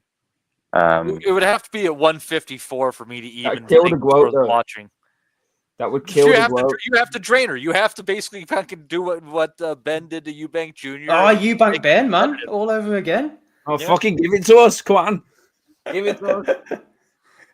Here, Matty, I need to hook it. It's great to chat to you boys. Sorry to disrupt Take everything. care, I'll catch you Esteban. again. We'll Okay? see you, sir. Cheers, lads. I respect Steve. Nice one. Cheers. A lot of quote talk. James made a really good point there, Matty. That the only time we really enjoyed seeing Claressa is when there was a brilliant clash of styles between Savannah Marshall, where you had the huge puncher against a really slick boxer. Then you can embrace that style. But when you see her against much lesser opposition with much more limited motor skills and a lower ceiling of talent, we expect Claressa to be a monster, but she's just not that. It's a really salient point. On the Savannah Marshall thing, I've never really spoke about this. I'm a little bit out of my depth with women's boxing, but I think they got Savannah Marshall so wrong. Here you've got this tall, lean, athletic, middleweight, super middleweight, light heavyweight girl that can really punch, like probably one of the hardest pound for pound punching in all of women's boxing. And they put her with Peter Fury, who only knows how to coach fighters going backwards. And I think we lost something there because Savannah is arguably a really wholesome, appealing woman who could have done so much for women's boxing if we'd allowed her to fight on the front foot. And I think they got that wrong with Savannah. Yeah, the wrong training, the wrong tactics can mean everything for sure. But why would you have the biggest puncher in women's boxing fighting like she's not a puncher? And I think they got that wrong, and they could have really made her a huge marketable star. Des, I couldn't agree with you more, man. Like, I remember watching that fight and thinking, like, the way Savannah is coming into range, she had this, like, little extra step. Like, and she was dropping a lead hand, and I was thinking, Claressa Shields going to read that all day. Like, do you know what I mean? I know. And every time she had to reset, she had to go through this whole rigmarole of, like, fainting. Like, fainting is it's a real weapon in boxing. But when you use it too much in a predictable area, someone like Claressa Shields is going to eat you up all day, man. And I don't know what. Like, but all right, so Claressa Shields, if we just put that to one side, but Savannah was brought up on dinner ladies. No, I shouldn't say that, but you know the point I'm trying to make. And she was fighting with the same style with them: back foot, fainting, flinching, not wanting to engage, wanting to find the one knockout punch. And for a lot of the time, you spent a lot of Savannah's career thinking, when's this going to be over? But if she'd have got on the front foot from the off, if she'd have had a trainer that said, you're a puncher, let's train you and to fight like a puncher, I think Savannah would have had a much more marketable, much more commercial person, and she'd have earned a lot more and got a lot more out of her career, because she's a very wholesome girl as well. She's someone the whole country could have related to. And she's a puncher, which is so unique in women's boxing. But it's almost like Peter Fury's like the Jose Mourinho of boxing, isn't he? He only knows how to train one way, knows how to coach you one way, and he's got this huge puncher fighting like she can't punch. And I think that was a huge mistake for Savannah Marshall. Oh, Des, if you don't mind me asking, what would you feel like that same way is? Like, I know what Hughie Fury is, and I know what Tyson Fury is. Is it too jab heavy? Is it too feint heavy? Or how do you see that style as being a problem? As far as they don't hold their feet enough. I think Tyson Fury is a bit different, because we've seen 3 or 4 phases of Tyson Fury over the years, and he was the best of the lot. But I think Huey, I think there's a combination of a few things here. I think Huey went to the World Championships at 15. I don't know this for a fact, but probably had a few bouts and won a world title, which is always misleading, especially for a huge 15-year-old. Always class super heavyweight juniors like goalkeepers. If you was to chuck a blanket or a net over 100 kids in boxers in an area under 16 or under 18, only 3 or 4 of them would be 91 kilos plus or 90 kilos or 81 kilo plus. It's like goalkeepers in football. Not many people are going to take up that position. So I think Huey was one of a few. He goes to a major championships. He gets a medal. He turns over. And I'm not quite sure he was as good, nowhere near as good as what Tyson Fury was. And I think his old man probably knew that. And they built him on a style that I don't think suited heavyweight boxing as someone with Huey's dynamics, long arms that could punch at range. And the ultimate problem I think they had with Huey was they fast-tracked him. His best performances were always at British level, and he was never there long enough to master his craft. He was never there long enough to prove to himself how good he was. He was fast-tracked into Joseph Parker. He was fast-tracked into Pulev. And by then, I think the pressure mounted. And now I think Huey only boxes not to lose rather than to win. And I think there's probably 3 or 4 things wrong with Huey Fury, which have culminated into the career he's had. Plus he's had injuries. Plus he's had a bit of bad luck and they've fallen out with promoters. It's probably been a story and a tale of how not to do it. And a lot of that's down to bad luck and probably bad judgment. Well, but I think that sort of style, James, it's very, very hard to master. We see it with Johnny Fisher and Dave Allen. You've got to be a very, very fit, very athletic. You've got to have really good timing. You've got to be really cute. You've got to have a very good eye. You've got to have a variation of so many punches to master that style over a career. And I don't think Huey's that kid. You know, what you just said there really spoke to me in terms of Anthony Yard. He's had a lot of success at a certain level. And then every time he stepped up, he's had his limitations have been exposed, really. Like, and to be honest with you, I felt like Huey Fury could have had half a shot at beating Joseph Parker. I wouldn't say it was clear cut, but I would say it was close enough to make an argument. And I would say, like, Anthony Yard's in that same area. Like, he drops back down, bashes people up, and then goes back up and will give it a good account of himself. But it's just not there. The pieces don't quite align, if you know what I mean. So, yeah, I absolutely agree with you. I just think with the Anthony Yard one, they've never tested themselves at British level, have they? Up until recently. Well, I mean, they fought Lyndon Arthur. That's his best win, probably. And that's a good win. That is a good win. Is that his best win, Lyndon Arthur? But that's domestic, isn't it? But other than that, the disparity between his opponents is huge. He's gone from fighting guys that would win an English title or struggle to win an English title, or guys that are pound for pound best in the division. So there's no middle ground with Anthony Yard. And I don't know if that's because the offers came in that they couldn't turn down, or whether they just think I'm going to keep him busy until we get the big one, because we don't quite trust him at domestic level. And don't forget, a large part of Anthony's Yard career came when Frank had Box Nation. And Frank was just keeping people warm. He couldn't roll the dice because he didn't have a lot. So Frank was headlining shows with Bradley Skeet, Anthony Yard, Frankie Gabbett. You know what I mean? Like he couldn't roll the dice with them kids because if I get these kids beat, where do I go? And Frank knew the landscape was changing, so he just had to stick in the game until it changed. And then he got the BT deal, and it all changed for after that. But yeah, I think there's been a lot of different machinations with Anthony Yard's career as well. That was an interesting fucking journey we took there. What an hour and a half it has been. Let's see here. What could we go to next? It has been a fun chat, though. If I've got a minute, Matty, if you don't mind, I'm sorry I've turned up late. I've had loads going on today, and we watched the All Ireland final between Kerry and Donegal. And congratulations, Kerry. Commiserations to Donegal. 2 really good sides.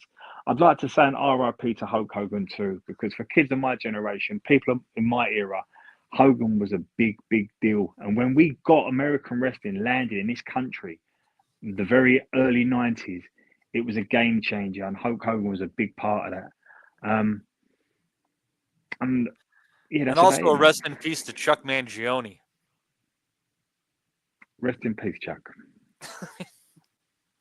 But Des, before we move on, why don't you touch on what you saw from the Top Rank card, and then we'll move into talking what happened around your shores after.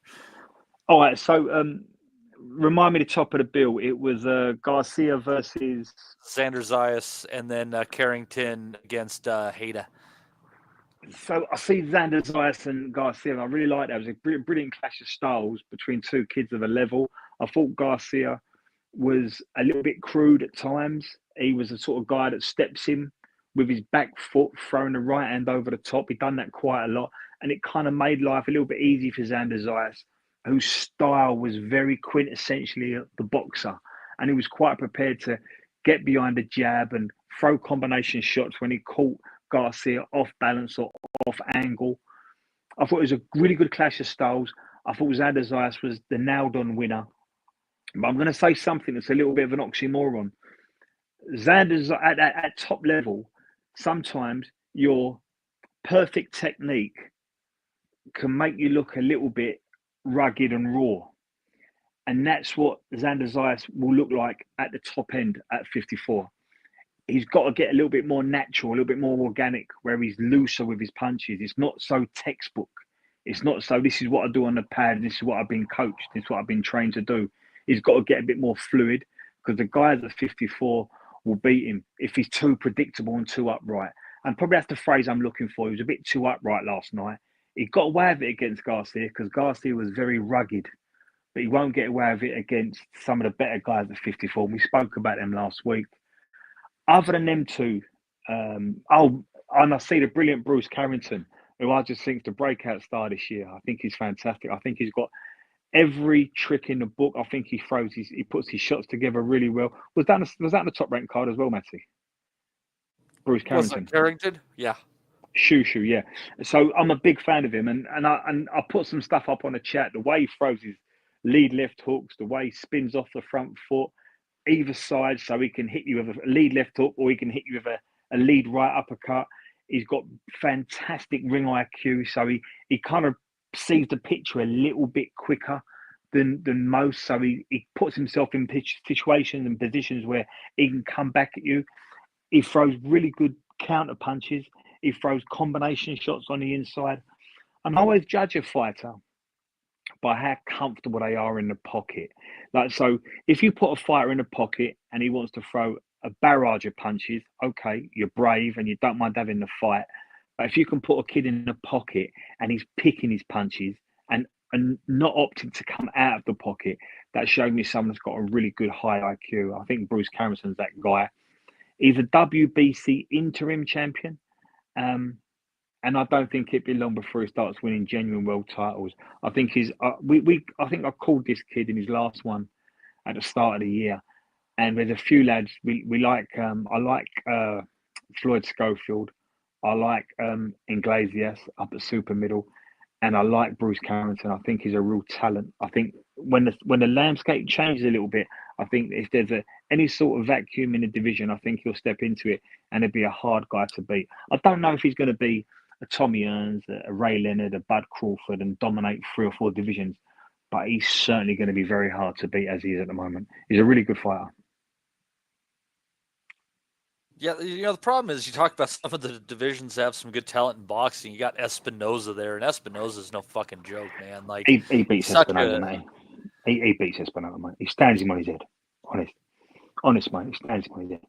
We'll have to see what happens. This kid's the real deal. This kid's the real deal. Take from him.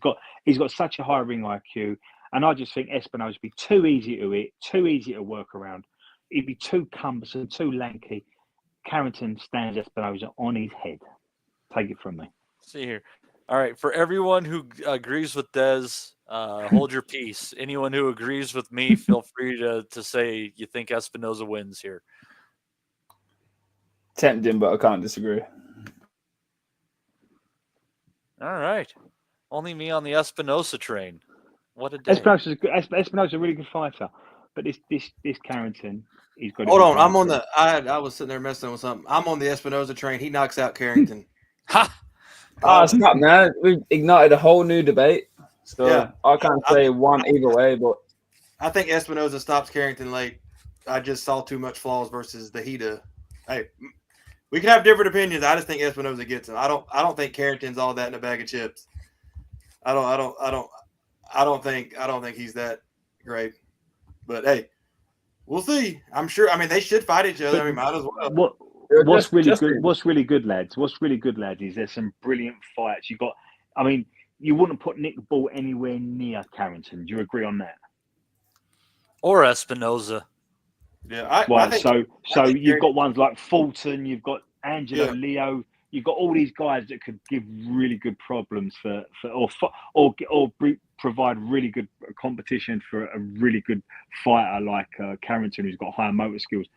But it's a really good division. And if Carrington is going to be the star of this division, you could argue he's going to be the star of at least two divisions, because to come out of this one, to come out of the featherweights, you're probably going to be the best super featherweight as well. If you're the best featherweight, there's a very good chance you might be the best super featherweight, because the talent down there is so thick.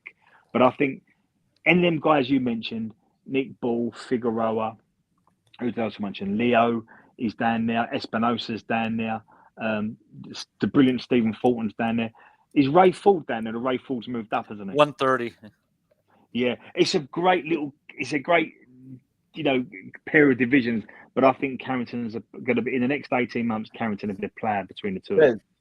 If you don't mind me asking, I've not seen that much of Carrington really, but I really rate Nick Ball and I rate Raymond Ford as well. So those are the only two fighters in comparison that I've seen. Do you feel like he's like smoking them, or do you feel like it's going to be a competitive fight, or how do you see that playing out really? Well, it'll always be competitive because Nick Ball and Raymond Ford are both world class, both really good fighters. So it'll be competitive. I still think someone behind Nick Ball, probably Frank Warren, looked at the Raymond Ford one and thought, we've rushed this kid, and they've pulled him back a bit. That was a brilliant win for Nick Ball. And I still think Raymond Ford could have nicked that. And if it had started a bit quicker, Raymond Ford, and got into his rhythm earlier, I think Nick Ball might have lost that night. But that's ifs and buts. Nick Ball's had a really good career. And the Vargas one and the Raymond Ford one are two really good results. But I just think Carrington would be all wrong for Nick Ball. More so than what Raymond Ford was. I think Carrington's got far too much about him. Got every punch in the book. Really good feet. Isn't trying to knock you out. Doesn't mind going the long way. I think that would be a nightmare for Nick Ball. They'd never ever bring. That would remind me a lot of Crawford and Ricky Burns. I just think they'd never. Yeah, I don't think they let Nick Ball. And I think Nick Ball's a really good fighter. I don't think they let Nick Ball go near Carrington. But I have to be clear. Nick Ball got a win over Raymond Ford, and I'm high on Raymond Ford as well. But I think Bruce Carrington beats them both. Yeah, I get what you're saying. No, I appreciate it, man, for elaborating. Because I'm not as familiar, I respect your opinion, but I'm just trying to figure out where these fighters are going to go and how it's trying to play out. Do you know what I mean? It's a brilliant two divisions, though. Feather and super feather. Yeah, it's been a fun chat. I've enjoyed a lot of this, but we do need to move on for the sake of time. And let's get into Ryan Garner and Reece Belotti in a fight that was, where one guy was basically winning all the rounds, but he was winning them all by just a little bit. It was a competitive, one-sided fight, if that makes any sense. But as the rounds wore on, the punches were harder, and the 12th round was just too much. And Ryan Garner walks away with a victory. What were your thoughts on this war, James? You know what? I feel like it was very closely contested, as you say. The one thing I noticed about this was Belotti looked like the tidier fighter, but Garner was much quicker with his hands. But also, he was more defensively vulnerable. And I feel like he was trading on his youth in a way. You know, it was one of those fights where he's winning it by an inch, and that discrepancy kind of got longer as the fight went on. Really, that was my assessment of the fight. It wasn't no beatdown or whatever. Belotti, after the first 4 rounds, he was getting beat by speed, and then he found a home for his right hand. He like figured out a little pocket of action where he could dip down and wing it in, and that was his main point of success. But I think fair winner in the end. But if these two boys were the same age, I feel like Belotti would have won. That was my assessment. But fair play to Garner. You know, that's a big win for him. You know, down at that weight, that's not like a big money-making situation. And, yeah, fair play to him. But I just feel like youth was on his side. That was what I felt watching it. Yeah, and Des, is as much as I don't know that the 130 fighters in the UK and Ireland necessarily play at a world level, I think there's a lot of good competitive fights to be made there, and I imagine throw Ryan Garner in the mix.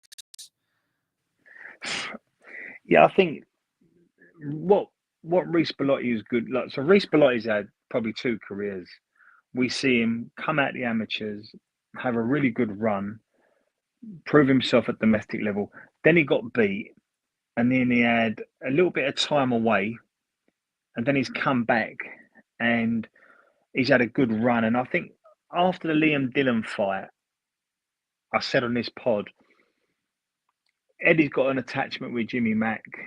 I think Reece will have a run, and then he'll get to someone like Ryan Garner who can punch and outwork him a little bit. And that says a lot to outwork Reece Belotti. And I don't think he, in a typical sense, outworked Reece, but I just think his power made Reece have to stop and think. He gained Reece's respect. So whereas Reece might throw 4 shots, he had to throw 2 because he didn't want to get caught. And that made him think, and it slowed him down a bit. I liked Reece Belotti's work last night. He was looking for that step back left hook. He was trying to punch between the gaps. But Ryan is just a better fighter at this stage in their careers. And Ryan's the kid whose trajectory is on the way up. And Reece has probably found his level, and he's fighting to stay level. And Ryan Garner was always the promoted kid that was going to win last night. Reece isn't a puncher, so can he put a dent in Ryan Garner? I wouldn't have thought so. I think Reece can be really proud of himself for the career he's had. He's come again. He's fought a good kid in Ryan Garner. But what last night tells us a little bit about Ryan Garner is, going back to the Hughie Fury comment I made, or the observation, stay for a bit longer at domestic level. I know there's money to be had at world level, and I know fights can be made now more so than ever before. And probably there's not a lot of desire for domestic fights anymore. But if I was Ryan Garner, I'd spend the next 12 months trying to get at least 2, hopefully 3 fights at domestic level, and bounce between that, just under European level, because European champion, and just above it. Dip your toe in a little bit, because we see it with Liam Davis that you can get caught out if you're not fully prepared. And I think this little window at domestic level will prepare Ryan Garner. But once you move out of it, you can't come back to it. Everything changes. So I think last night showed us that Reece has got a level, and he's probably found that. Ryan Garner's got a level to move up to, but I wouldn't be too quick to do it. But it was a really good fight between 2 good kids, but no surprises with the winner.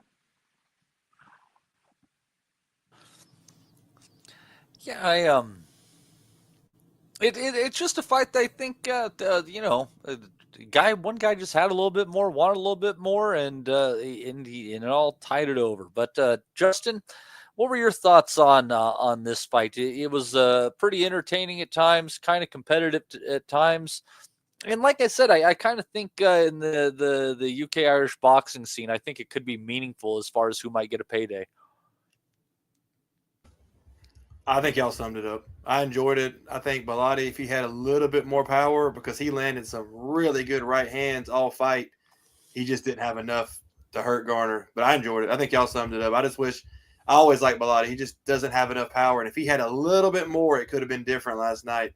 But yeah, I think y'all summed it all up. All right. Des, let me I'll hand this over to you because there's a couple things I want to talk about more than this card. So anything else from that undercard that you think is pertinent to discuss, I'll let you take it away, and then I'm going to move it into another topic after. Well, the last one was the big puncher, Alois Jr., and he boxed Ellis Zorro. And very similar to what I just said about Ryan Garner, this is a nice leveler because people are talking about Alois Jr. as being one of the biggest punching prospects in the world and pound for pound, one of the biggest punches in British boxing. But we've not seen him measured against anyone that we can recognise.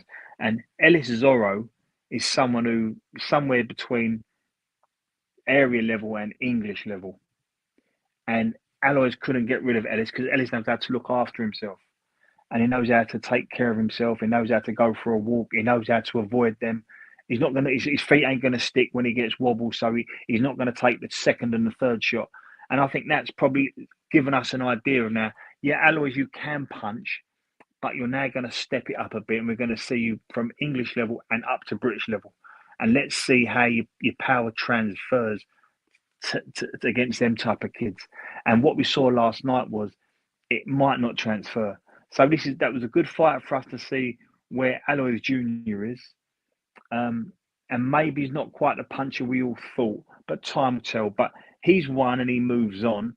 But the cruiserweight division is always an interesting one because you get these sort of, sometimes you get what you think is a gift, but then as they sort of go a little bit deeper into the game and sort of start fighting for English titles or British titles or Commonwealth titles, then they all level off a little bit. So we're waiting to see, although he won last night, where Alois Jr. goes and how high he can go. It's where small heavyweights go to get their feet wet, and it's where old light heavyweights go to end their career. Interesting place at times. That's a great summing up, that is, mate. Yeah. Anything else on there that you thought was pertinent to the future of British boxing? No, not really, mate. No, not really, mate. All right. Well, I think that says it all. Now, a topic that I was kind of wanting to discuss a little bit here. Let me go into the quality of British boxing is we're slowly crawling towards hopefully a big fight in Eubank Jr. versus Ben 2. Boxing needs in the UK a fight like that because otherwise there's not really much on the horizon. There's a decent showing Crocker versus Donovan for a world title over in Ireland, but other than that, there's not really all that much happening in terms of big shows that aren't Saudi backed. Yeah, that seems to be the case. Now, so here's a topic I want to discuss. Now, you might like this one, Ames, is the ongoing saga of Yafai and Rodriguez, as Rodriguez has been stripped of his title for using a banned substance, but there's going to be an immediate rematch, and he's just under a probationary period because he had a therapeutic use exemption. I'm very, very confused by this whole thing, and it just sounds like somebody somewhere fucked up along the way, and they're trying to cover their tracks. What are you making of this? Yeah, I don't like it. I don't like it at all. I think no contest is fine as turn a defeat into no contest, but to pull him into an immediate rematch, I would not be surprised if Eddie Hearn, Yafai, pulled out of that and just said we're not comfortable in taking that fight. I think that's the appropriate course of action, to be honest with you. And they go another route, or if they can get in more stringent testing throughout his camp, if that's volunteered from Rodriguez's team. But no, I don't particularly like that. I've not read through the WBC's statement on it as of yet, but I thought he positive for clomiphene as well. Is that not correct? I believe so. Let's see if I can pull up the piece. I think somebody just posted. So have they ruled on the clomiphene? I don't know about that one. Let me see if I can find the link again.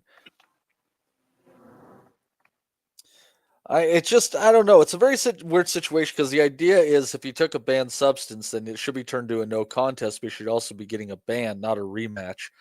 But if you had a therapeutic use exemption, then the win should stand. Wasn't there something about how he admitted to taking something over the counter as well? You might. And he'd already reported it. Ames, it sounds to me like it's just another case of let's just keep muddying the waters, and then we'll kind of just hang this one out a little bit, and then we'll get away with a slap on the wrist, or 6 months we've already done, or 12 months, but we've got 3 to go. It just sounds to me another example, Ames. I don't know what you think of just if we get caught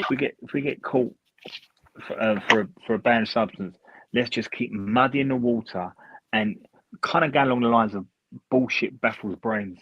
And we're just trying to get away with a 6 month or a 12 month. Have you seen the Dennis McCann interview recently? No, God, no. Oh, I'll send you that. You give that one a watch. Yeah, Rodriguez said that he told him before the fight. Sorry, mate.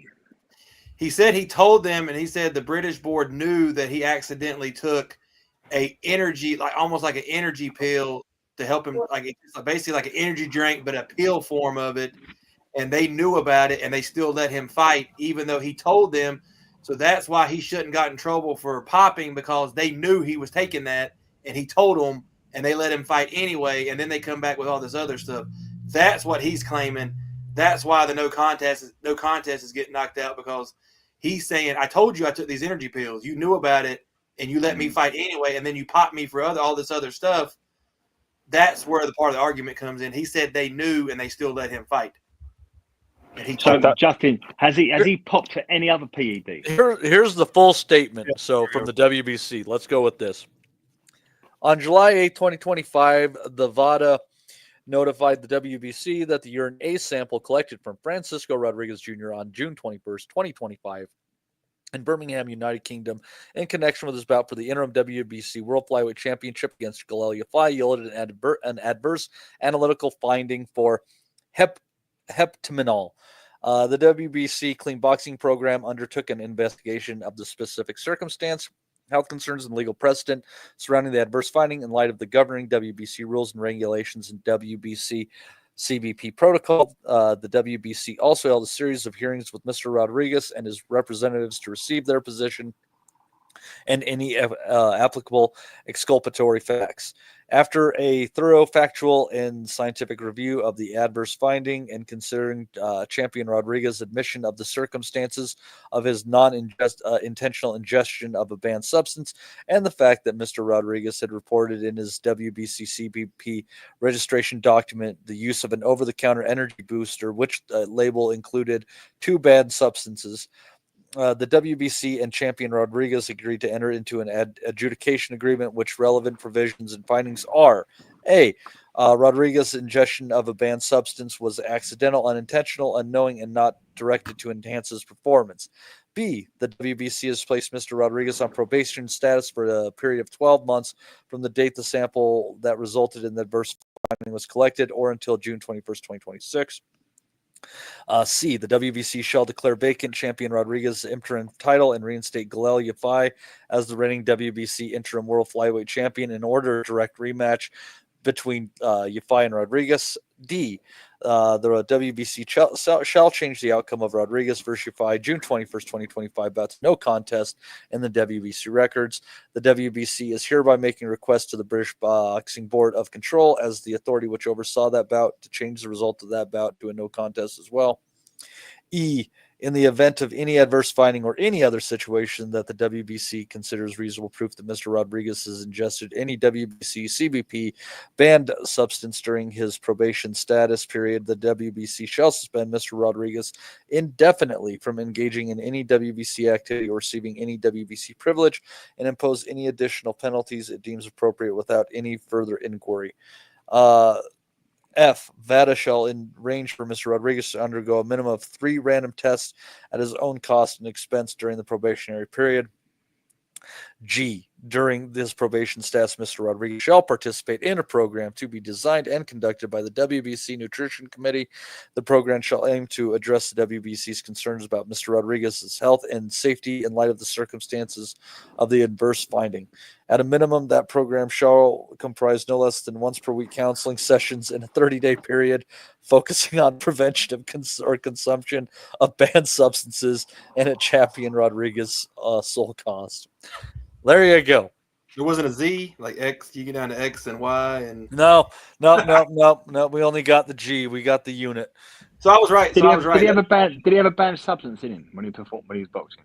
That was everything that we know. I guess Right, so. but Matty, I think me and Ames spoke about this tonight. The Sunday after the fight, I think we was all talking about it. Oh, he basically said he was glowing by about the 8th or 9th round of the fight.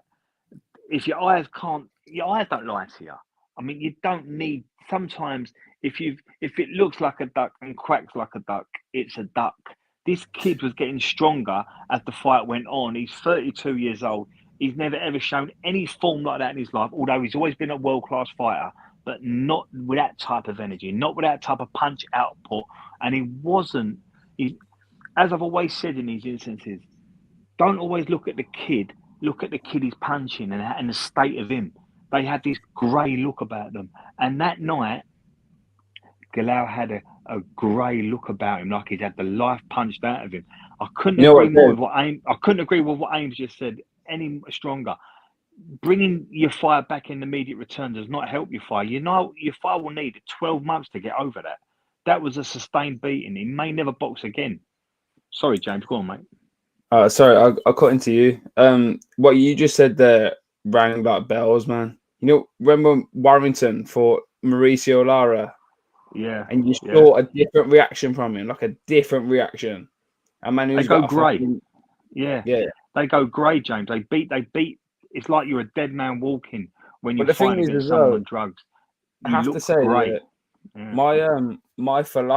my philosophy towards like drugs in boxing, it's very, I don't know, man. It's a complex one because we're sanctioning people to beat the fuck out of each other. Really, do you know what I mean? We're condemning violence. Really, do you know what I mean?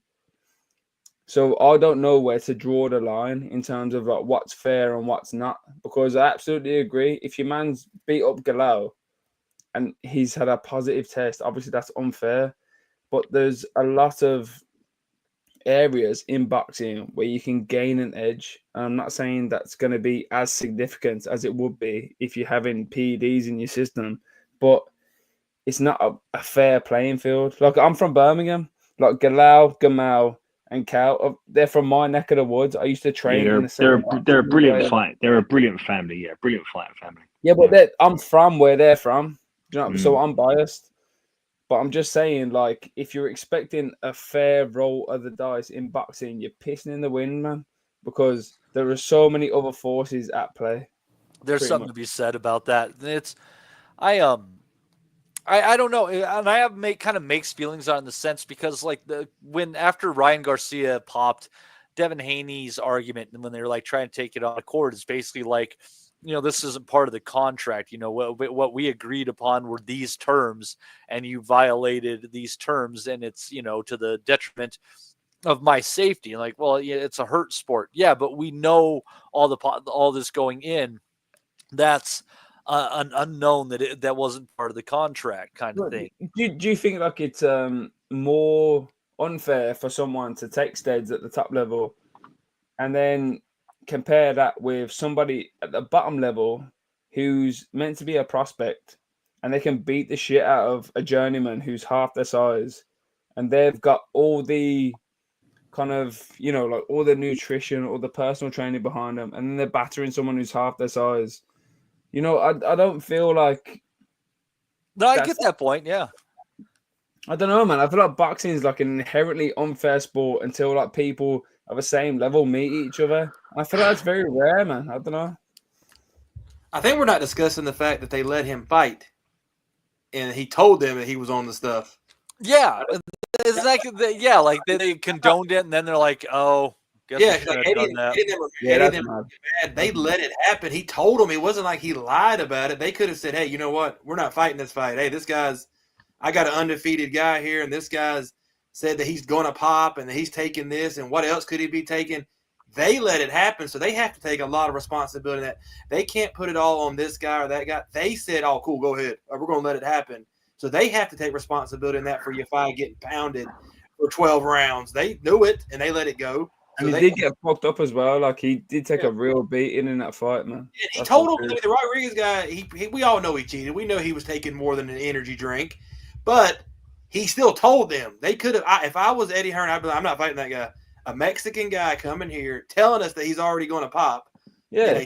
And a tough fight anyway. I'm saying, you know what? Screw this. I'm saving my undefeated guy. We're going to. I don't think they informed him. I don't think they informed him of shit before the fight. Well, that means then that's on the British board. Well, they should have told Eddie Hearn. My argument with this, at least the way American legal shit works, and it's a shame that Haney backed out of that lawsuit with Garcia, because I think ultimately, and this would be a little bit differently, like the lawsuit would be against the WBC, but basically they're not honoring their good faith agreement, and they're putting you at extra risk of harm. And you basically have to have cases of precedent made where people are getting sued for violating these contracts going into these fights to straighten it out. The only way these guys will ever get it if it hits them in the pocketbook hard.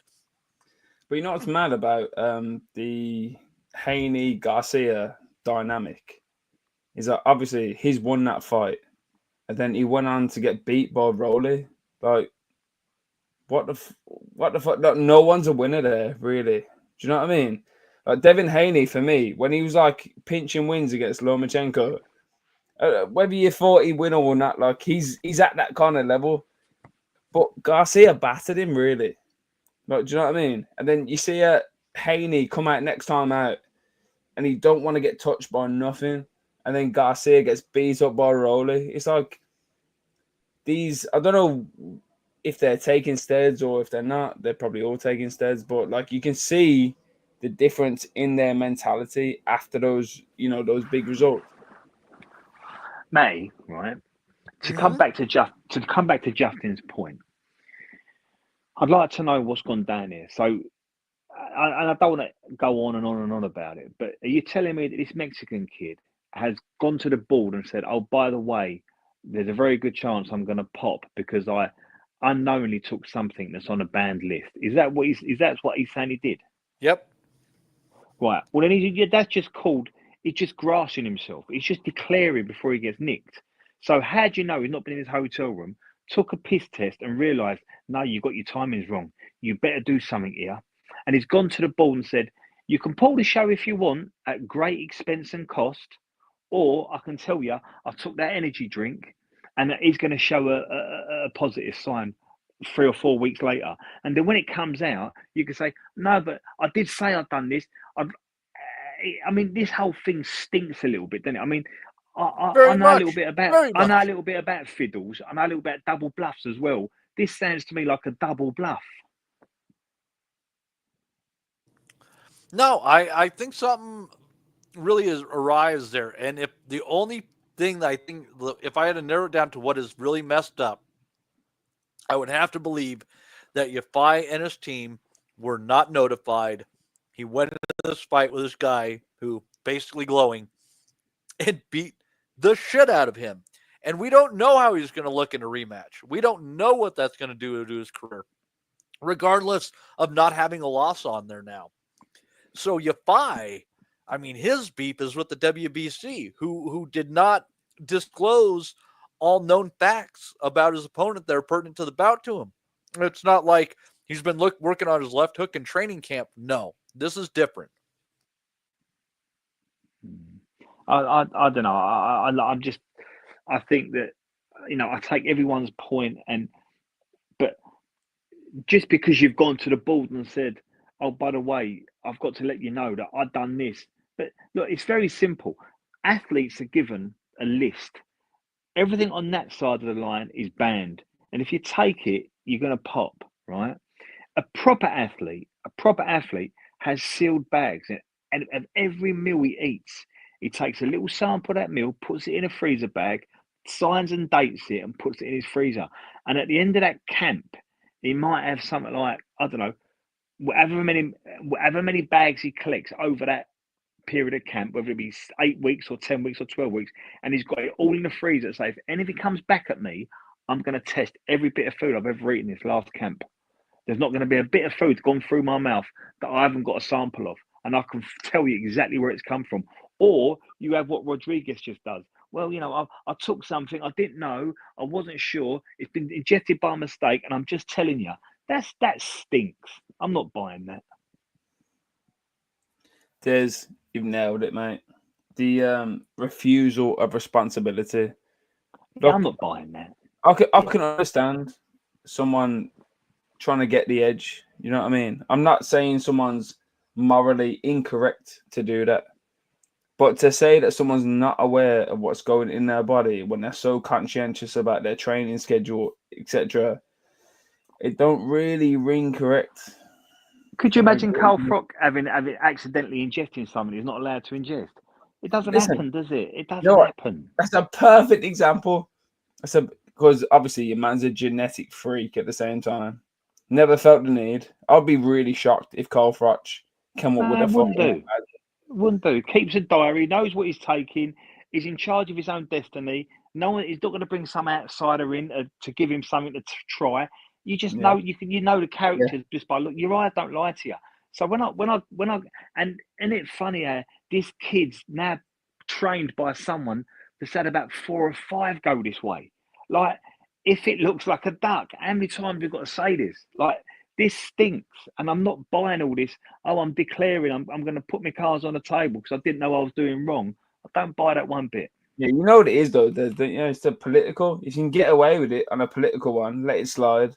Because he's connected to Reynoso, and that's connected to the cash cow. Exactly. Listen, we all know what's going on. This is boxing. Like, you can't say this on TalkSport or whatever, but we know the way this sport works. It's bullshit. But we know the way it goes. Yeah, that's a damn strong energy pill, though. What are these fucking energy drinks you can get? Jesus Christ. Justin, do you remember the fight? Justin? Yeah, I mean, I don't think, we try not to be cynical here, but there wasn't one person that's listening to us right now or going to listen this week or any of us that did not think, okay, he's on some kind of shit, because nobody has a motor like that. And he never got tired. He never knew he was on something. Justin, when I watched Galal fight him, I was shocked by what was coming back at Galal. There's no matter how good you are, it is going to be hard. He was a Terminator. Rodriguez he was like, you could not do anything to him. I mean, that was just unhuman. And come to find out, like Des said, we all know that he knew he was going to pop. He knew that he was going to he was going to bounce. He was going to fail that test so hard. They had to come up with something, and guess what? It worked. I mean, hell, it worked. Look, because I don't think Yafai shouldn't take this fight. So Rodriguez will probably go into an interim, he'll fight for a title versus somebody else.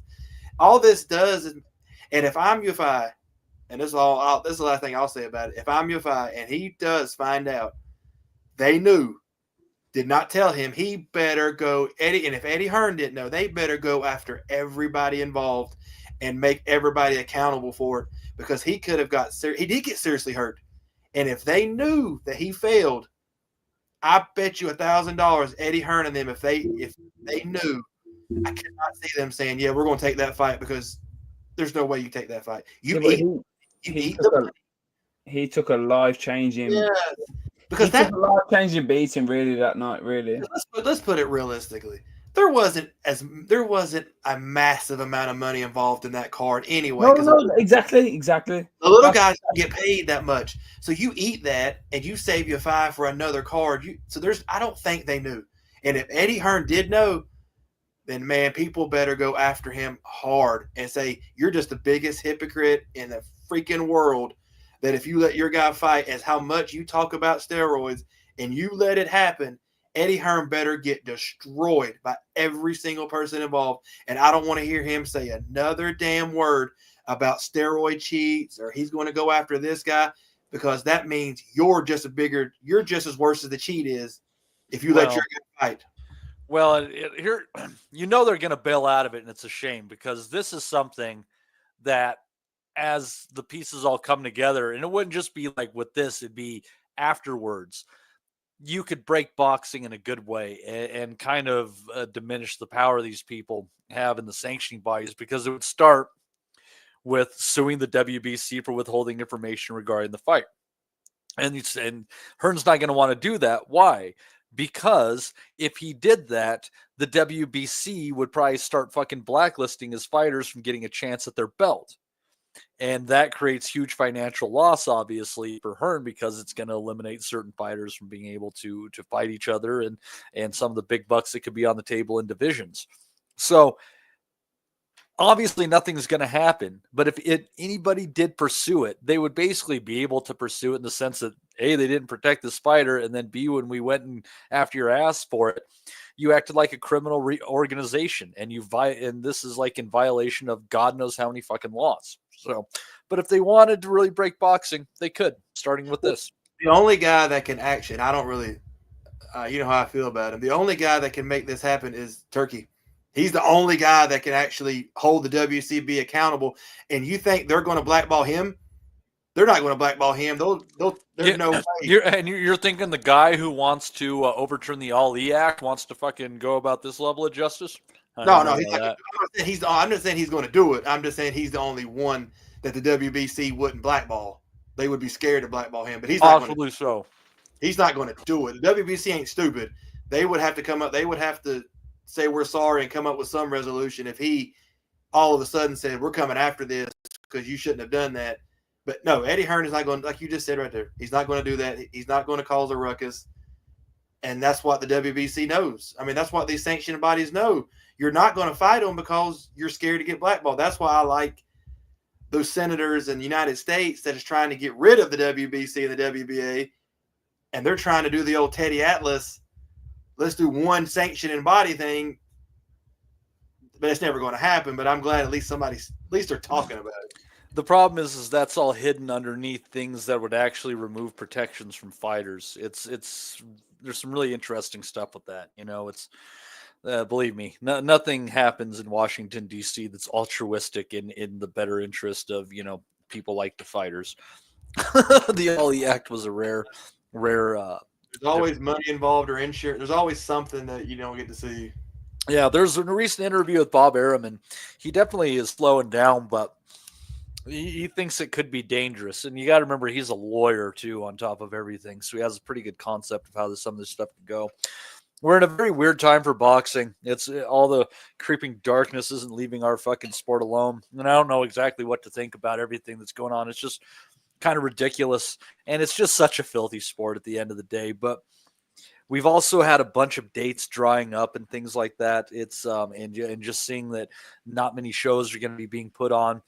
Ames, have you heard any concern just throughout the boxing industry regarding the lack of shows coming up, and it just seems like some promoters getting squeezed? No, I mean, it's more kind of coming from the perspective of media and kind of what shows are worth covering, what shows aren't worth covering in terms of expense, because the lower the quality of the show, the less likely to get the return on any investment into covering the show, which is the issue that we look at solely.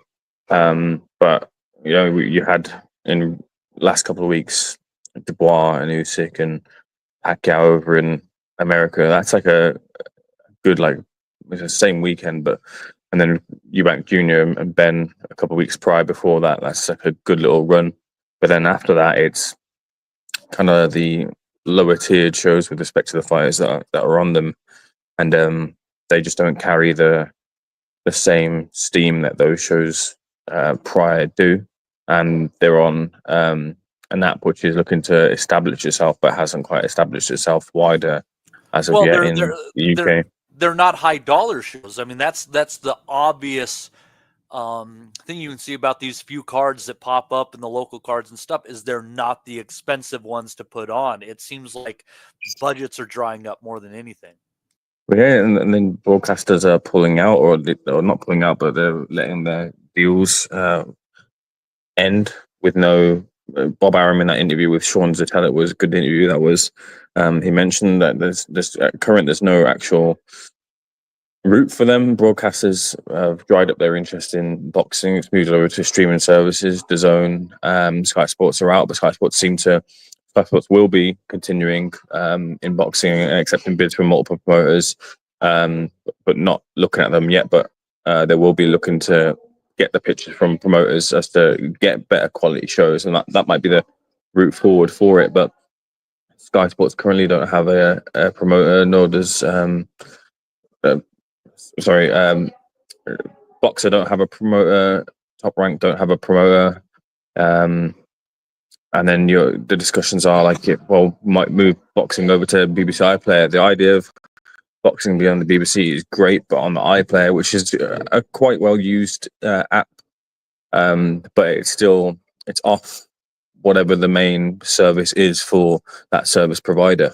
It's a secondary, it's a subsidiary, it's auxiliary. It's not pushed at the forefront, and especially when BBC have BBC 1, 2, 3, and 4, you might think they'll be able to find a place, but it tells you how they view the product when it doesn't land on those channels. So yeah, I think there is a worry right now for UK boxing fans as to where and when, and Eddie would do the whole slate of shows announcements. Those have dried up. Frank's a little bit of a different operator, but Frank's shows outside of the big shows, I don't think have been announced either. And there seems to be like a little bit of a wait really to get fighters in positions and then hold and see if they're going to be used on a Riyadh season show, and they can get paid if maybe it's outside of their contract, or essentially the promoter doesn't have to fork out for it. It would be Riyadh season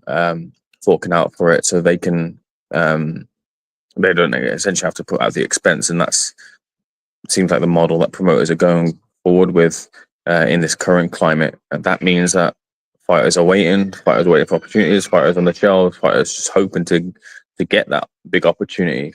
And that means that there are less shows and less big shows happening in the UK. Well, and here too, I mean, there's after that Gervonta Davis Lamont Roach card fell through or is postponed because of Davis and his legal troubles. There's nothing on the Amazon schedule.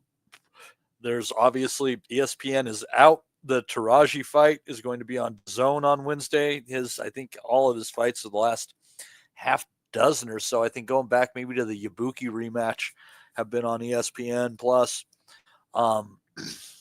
There's just a serious lack over here as far as what I mean. Golden Boy's got a few small shows, but there's not a whole lot shaking right now.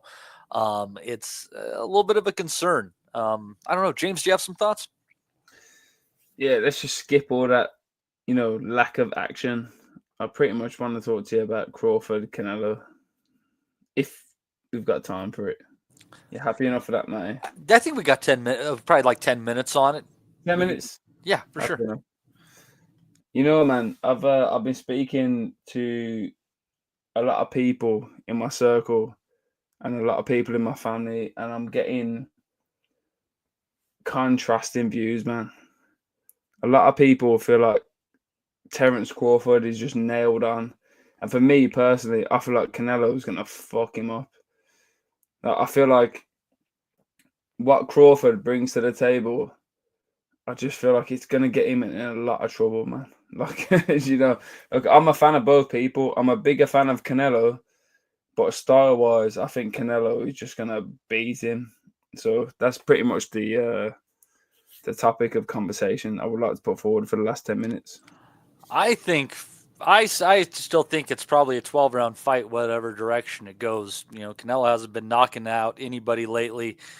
There's heavily scrutiny when it comes to PEDs, and and people are saying, "Oh, it's a super middleweight against a former welterweight." I'm like, it's a former welterweight against a former lightweight. I don't think, the weight situation. I don't feel like it's a big situation, really. I feel like they're basically the same size. Do you know what I mean? I understand why you think Canelo could definitely win, because like Crawford likes to stand in the pocket and roll and find a harder shot than you've got. And you're just thinking possibly that doing that, you can't find the harder shot. I can see where you're probably coming from there. But do you feel like Crawford is that elusive to like diffuse Canelo or Crawford's a different kind of elusive. Like a guy like a Pernell Whitaker was making you miss by a mile, and he might do it with his feet, he might do it with his torso, he might do it with his gloves. A guy like Crawford is making you miss by just a little bit, and sometimes getting touched and rolling with it, because what he really wants to do is hurt you back. Yeah, absolutely. And that is dangerous against Canelo. I feel like Canelo operates on the same level, really. If you watch back his fights with Golovkin, you can't tell me that he weren't like walking on a tightrope, really. Do you know what I mean? Like, how many people do you see Golovkin just bash people up left, right, and center?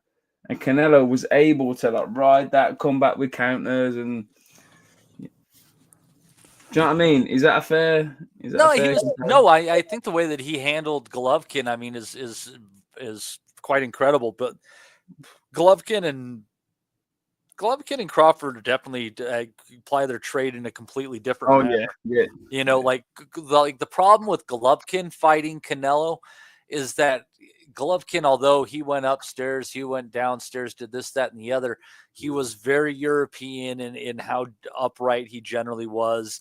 And Canelo pretty much knew where his head was going to be, whereas Bud's going to be a little bit more, up and down, getting over on either side of the line so that he can find a particular shot. So there's not going to be quite as many guarantees as when Canelo fought Golovkin, and he's not that young anymore either. And neither is Crawford. Like Crawford's older than he is. I feel like Golovkin lost something around the time of the Jacobs fight. I know he dropped him early, and then Jacobs came back, and he was like, I half thought like Danny Jacobs won that fight. Do you know what I mean? I felt like that was the end of the Golovkin reign of supremacy. He's battering people like Martin Murray in Monte Carlo. Like, he was killing people. Like, Matthew Macklin broke his ribs. Curtis. Do you know what I'm saying? Like, he was on a real run. Yeah, it was Danny Jacobs kind of gave him a different look, didn't he? It was Danny, like, I always thought Danny Jacobs was very underrated by people when he came back. I feel like he had a real bad roll of the dice, really. He was just a really slick, fast boxer. He wasn't really that appealing, but like he had a real shout to be. He ran into Dmitry Pirog, so like nobody did any scouting on, and then he finds out he has cancer fucking just a little while after that. Pirog beat him like fifth round knockout with like the slickest like combination of American and Russian boxing, made his cleaned him out as well.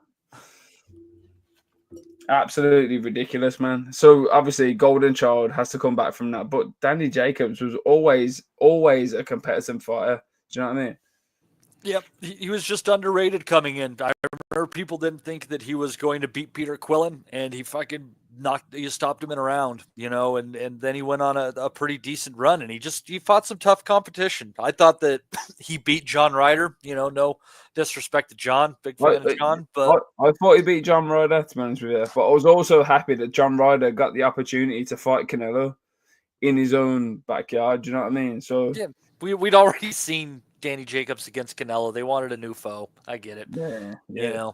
And that's why I don't think boxing is necessarily rigged in that sense, and I don't say that with absolutes, but I think like that's why they brought it over to John Ryder's neck of the woods for that fight, so that they could get that extra crowd push, and those close rounds would go his direction. It's more interesting. It's more interesting for everyone. Do you know what I mean?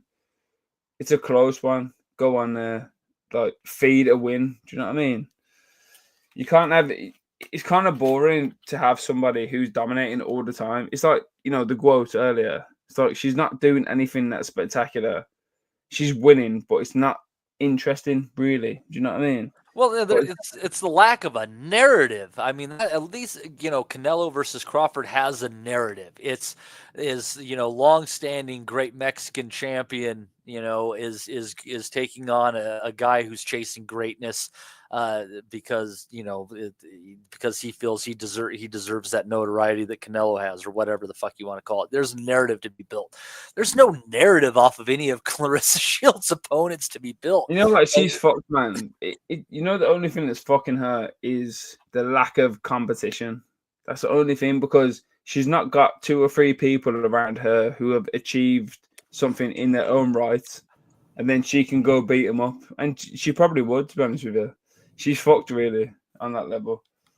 Well, and here's the problem, like with a fighter like with boxing, is that like you can have these fighters like Shields, Taylor, Serrano, who raise the game and get more young ladies introduced in the sport, and all those dividends are going to be paid, in 10, 15, 20 years. So it's not like a sport like golf where Tiger Woods got all these people interested in the sport and then he was able to play against the people who he inspired.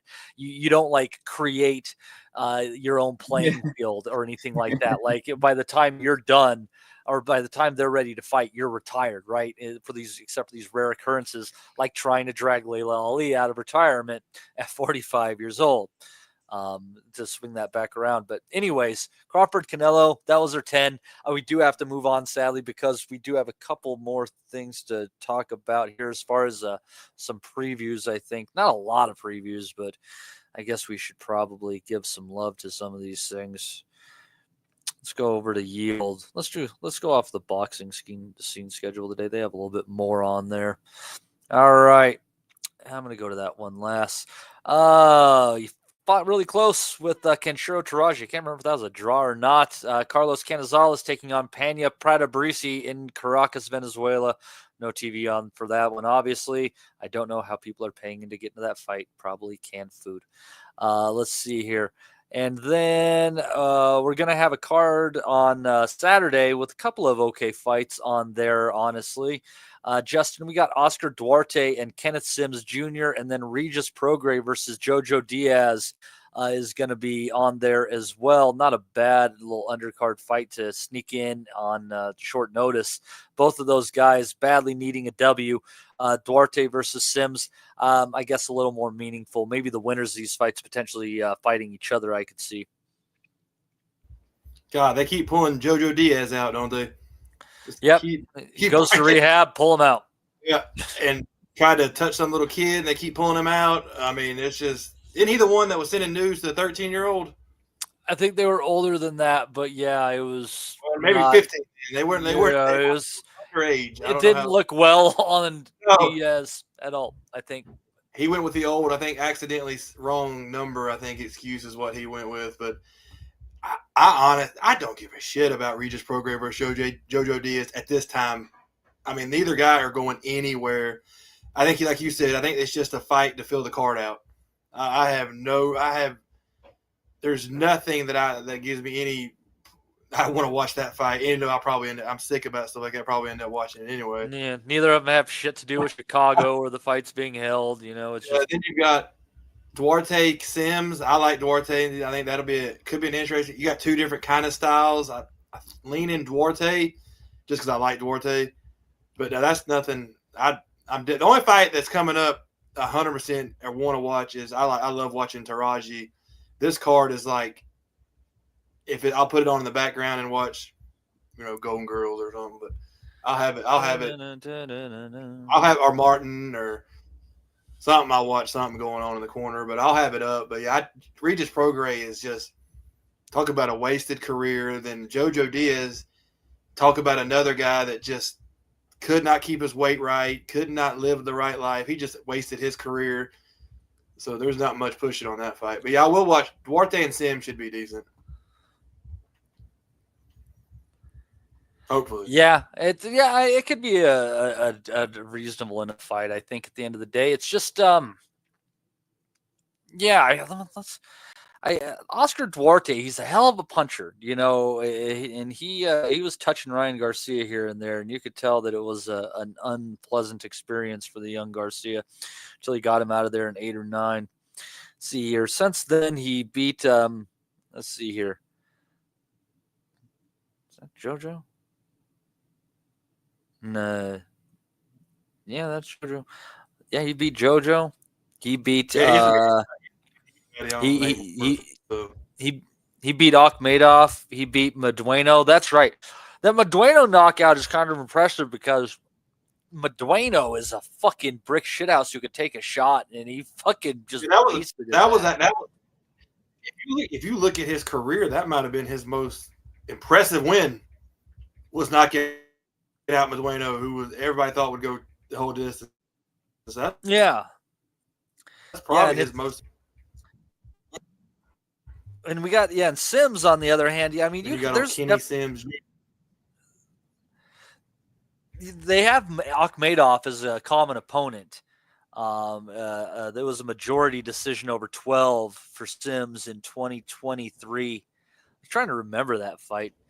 It's just seen so many damn fights. It's not ringing a bell.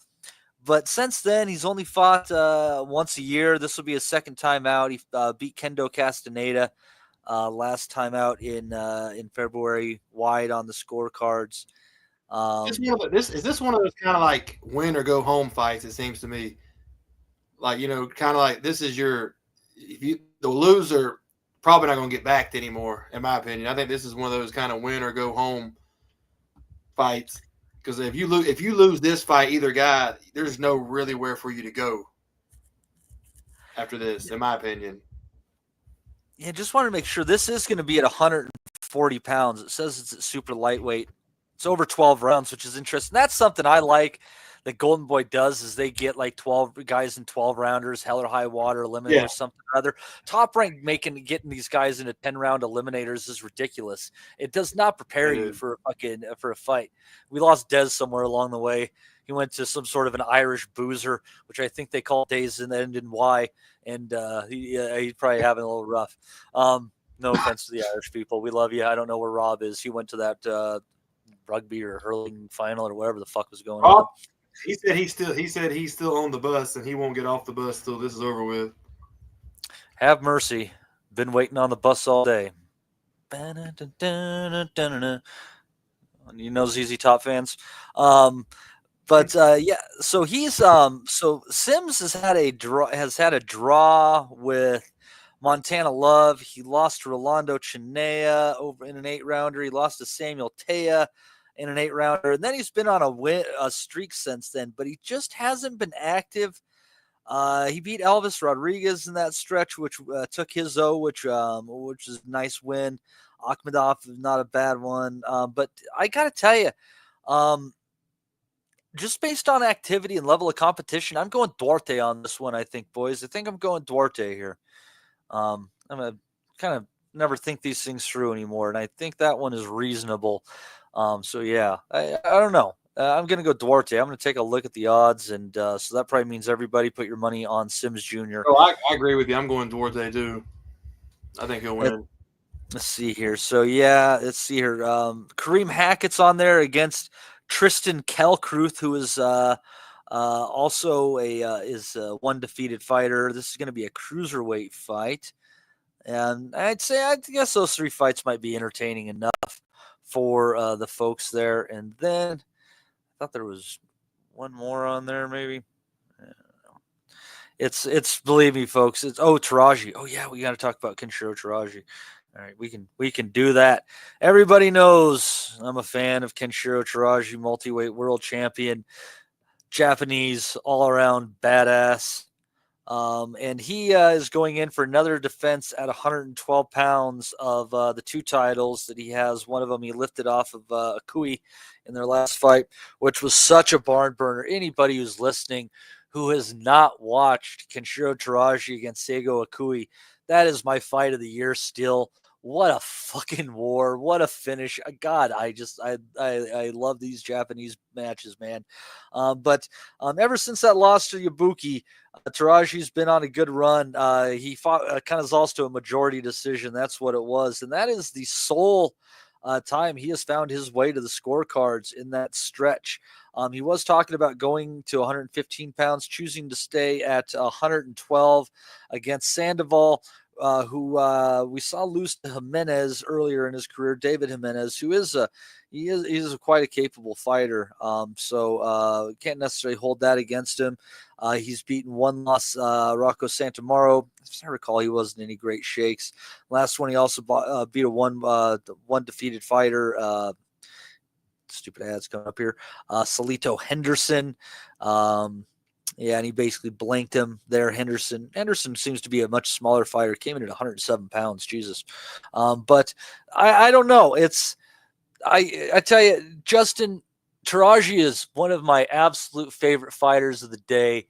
And it's like one of those pleasing moments for me when I see him randomly on some noted pound for pound list here and there. It's cool seeing him get respect. I mean, the three Japanese fighters in a pound for pound top 10, I think, is basically unheard of. And so the fact that they're still considering Taraji with Nakatani and Inoue in there is amazing. But his style, and he's 32 now. He's 33 now. His style is not built to last. No. Maybe Sandoval can get one over on him. That fight against Akui was not easy, and he's coming back, reasonably quick as far as modern boxing terms. His last two fights weren't easy.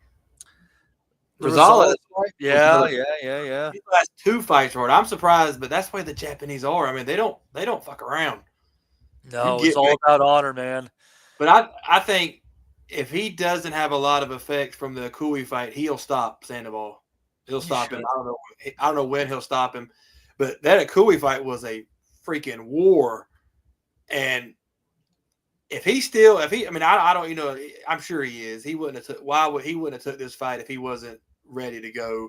They're not going. I mean, they're not stupid, but I think he knocks out Sandoval within 8 rounds. I don't think Sandoval's record is not impressive.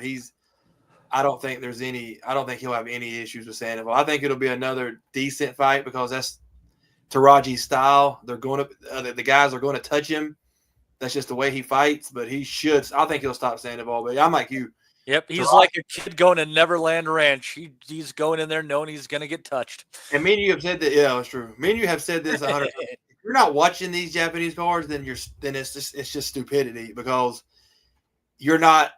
And this might be us being just asses, but you're not a true diehard fan because you're missing out on hellacious boxing if you don't watch the little guys and watch these cards because this is pure boxing. These guys are going out there, putting it on the line. These are wars. I don't know what else you could ask for. I mean, I don't know what you're looking for. Justin, I'm a sick man. When I saw Yabuki win a title at 112 pounds, I said, we could have a trilogy.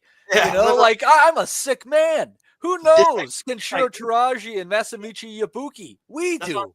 But some people will sit around and I don't want to watch that. I'd rather watch, all that random stuff, that crap that's out there. But this is like the real fights that you should be watching. Taraji, guys like this, it doesn't matter what size they are. It doesn't matter what country they are. This is real boxing. These guys get after it. It's going to be fun. He's going to stop him, but he's going to make it exciting because he just can't help himself. That's just his style. He's not going to box on the back foot. He's not going to win by, he's going to go to war with everybody. And like we just said, that's not going to be he doesn't have many years left fighting like that. And I'm surprised he's still fighting like that at 33 because that's like 100 for these guys. And he does fight smart. Like for me, Justin, the difference in whether he gets a stoppage in this one or if it goes the distance, which I'm kind of leaning towards, is going to be if he really gets back. And he did it against Akui. Akui just did it right back at him, but he was very good at breaking down his opponent's guard with a very long jab for someone his size. He really knew how to stretch it out. And when he could use that jab and start breaking the guard, he'd get you thinking down the middle and he'd come around the side, or he'd break you open down the middle and follow with a straight right. Like, he's very crafty in his offense. And if he can get back to busting through with that jab and making that everything he works off of, this should be an easy night. It should be, but he's not. He won't make it. It won't be easy because that's the one thing about these, especially when you get into like these lower weight class Mexican guys. You don't know until the fight starts. Look at Eddie Hearn; he's found that out on the bad side. You you don't really know what they've got because not many people have seen them. You don't know what they're going to bring. And so I'm thinking he'll knock him out, but I would not be stunned if he lost because that's that fight with Jimenez was a good one. And as MB sitting there, he saw Sandoval against Marco Sustada, and there were 2 knockdowns each after 2 rounds. I can't remember that fight somehow. They all run together. But, I mean, if you can be knocked down and such, I mean, we will see on that one. It's just, I mean, Kenshiro, he's definitely in his waning days, and I think the best we can probably hope for, like, I don't want to see him in against Bam. I think Bam would light him up.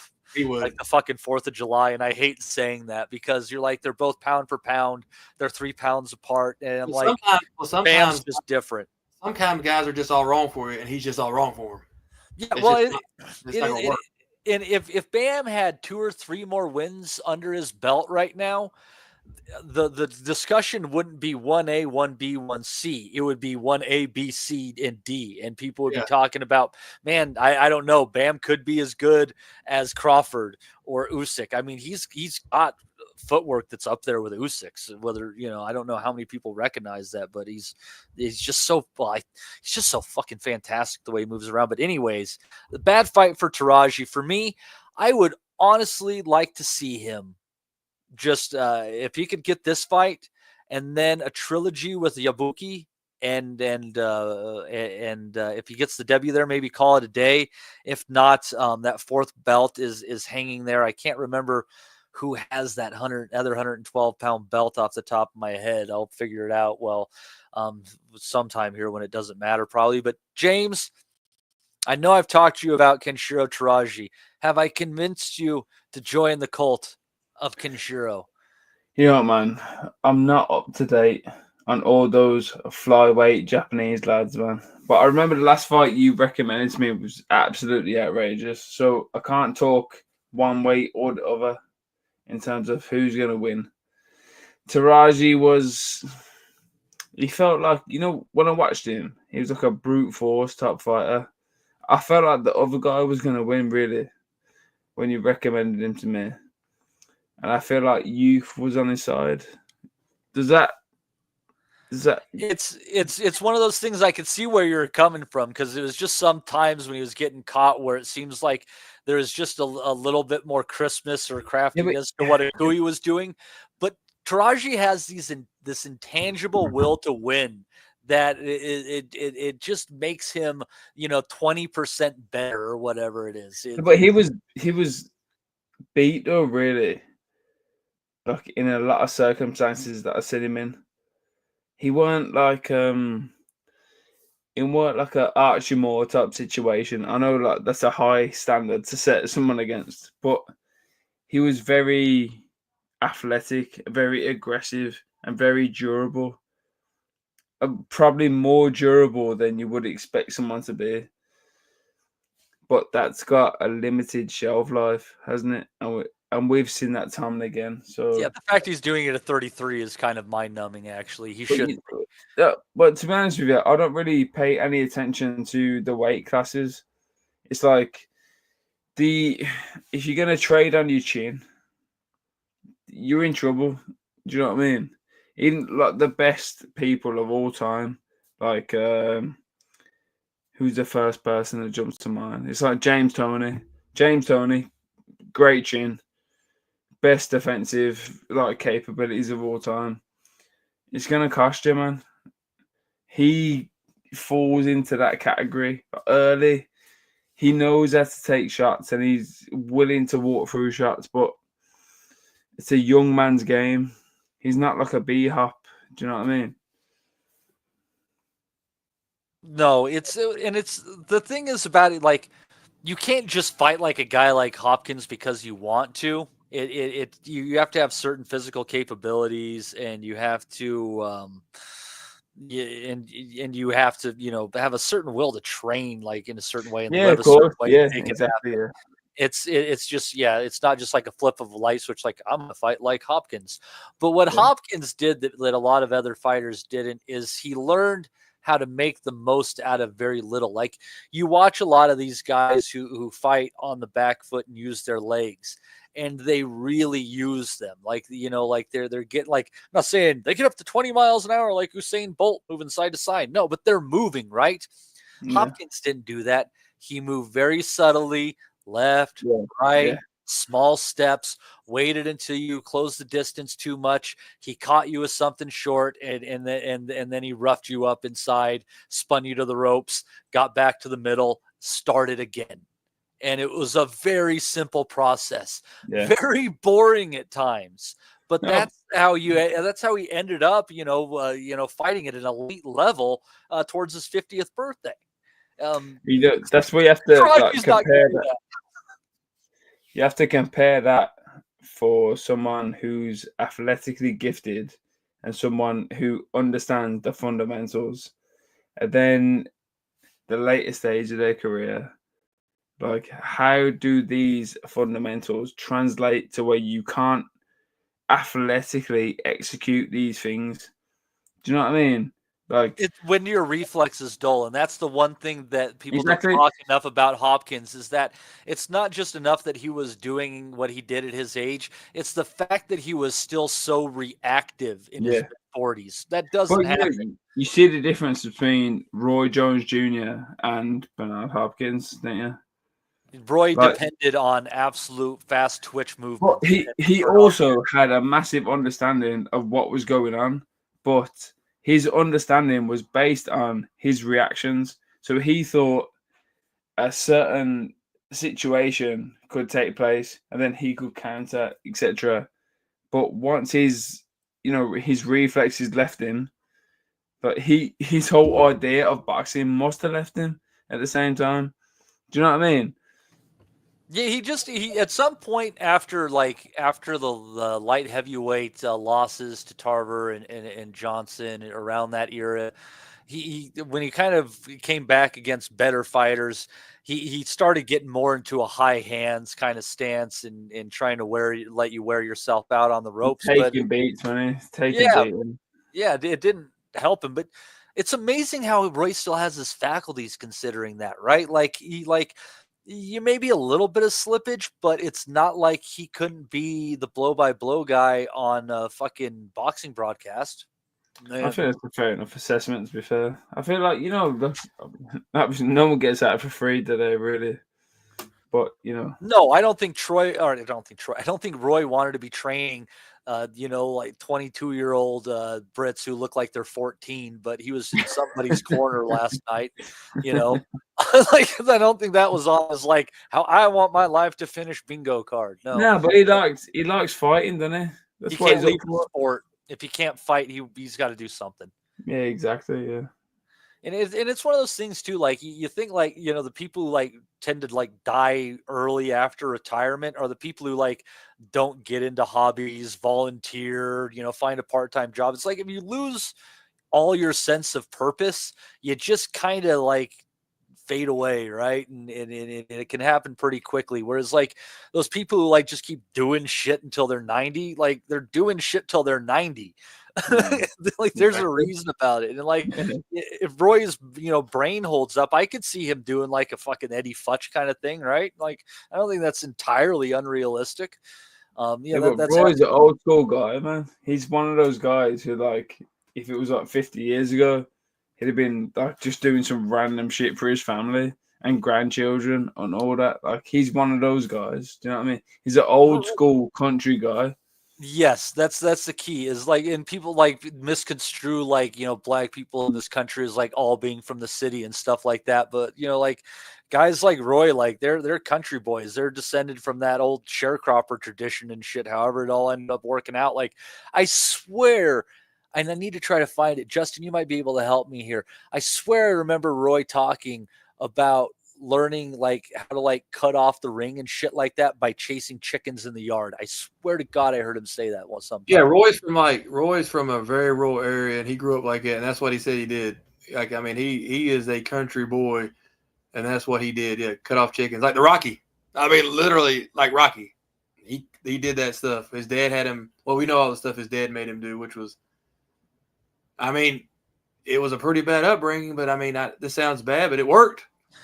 It's I mean, I don't know what to say. It worked. I mean, when you hear some rough things about Dubois' father too, and it's kind of for all the bad. There's also that sense of iron sharpens iron. Yeah. But there's got to be some sort of a fucking middle ground. Yeah, Right? there has to be a middle ground of some kind, because you've got like kids that they're 3 years old and their dad's got them doing it. Yeah, and they end up being professionals, but they hate, it's weird. But yeah, Roy's definitely a country boy. Yeah, we didn't forget Roy. We didn't forget. But yeah, I'm trying. Let's see here, make sure nothing's happening the next week. Because we're going to take next week off. It's a little bit slow right now, and it's just we can only talk so goddamn much. So let me just make sure as far as what might be going the weekend of the 9th for you wonderful folks here as we drag on towards the 4-hour mark. Let's see here. That'd be the only thing I see on the schedule there. And I guess that'd probably be on TV in Oz. It doesn't have a location on there, which is weird. But it could be a decent fight. RG Cortez and Andrew Maloney. Let's see here. And it says here, it's pushed back. Oh, actually, let's see here. Thank you, Boxing Scene. A new date and location been applied to the Battle of 115 Contenders. The battle was pushed back to August 9th in Durango, Mexico. Both parties have confirmed. Let's see here. Right on. So it's going to be in Mexico, man. That might be on like Azteca or something like that. So I might be able to turn on the old Spanish language and pick up one of the 50 words that I randomly know of Spanish. Derecho. But anyhow, that's not a bad fight. There's something about Maloney where he always finds a way to lose. I don't know how else to describe it. Eileen Cortez, but he's limited too. So kind of 50-50 here. Actually, it's a little bit more interesting just kind of thinking about it. So not to say that we're going to put a whole lot of thought into it, but, at least we're thinking. So, but we're going to be back on the week after, which will be the 10th. And we, at that time, will preview. We got a lot of stuff going on there. We got some UFC Fight Pass action going. Get my one fight a month out of that thing. We got Yakubov against William Foster III and Starling Castillo and Shenard Bunch on a Pro Box card that Friday. That's not a bad fight. We'll see if it happens. James, let me ask you. Actually, this is a good closeout. Do you think Atoma versus White happens? I think it probably should. Like Atoma's going to beat him up, really, I would say. But where else is White going to get a payday? Like, people keep thinking he's going to pull out or whatever, but I'm like, I don't think there's many options right now, homie. I don't know where White's going to go, but like with Atoma, it's like obviously Frank Warren's on his back case. Like, this is a promotional situation. Like, Atoma will beat him up as well. Do you know what I mean? It's too quick. So where does Dillian White go to make money, really? Can you identify a situation where he's going to go left or right?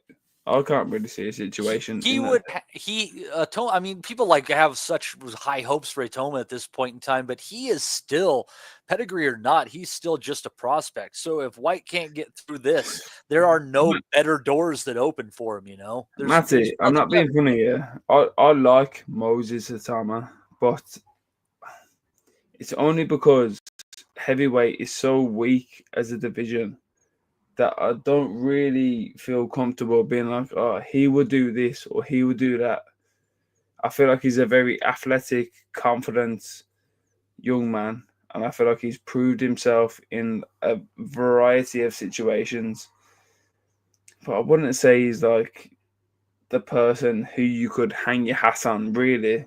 I feel like he's very athletic, he's young, do you know what I mean? But if you stand him up against a really strong journeyman who's been around the town and he's fought some really capable operators, I feel like he would come unstuck. I feel like that's happened once in his career already. That's not like I want that to happen, but I feel like give it 3 or 4 years, really, I would say.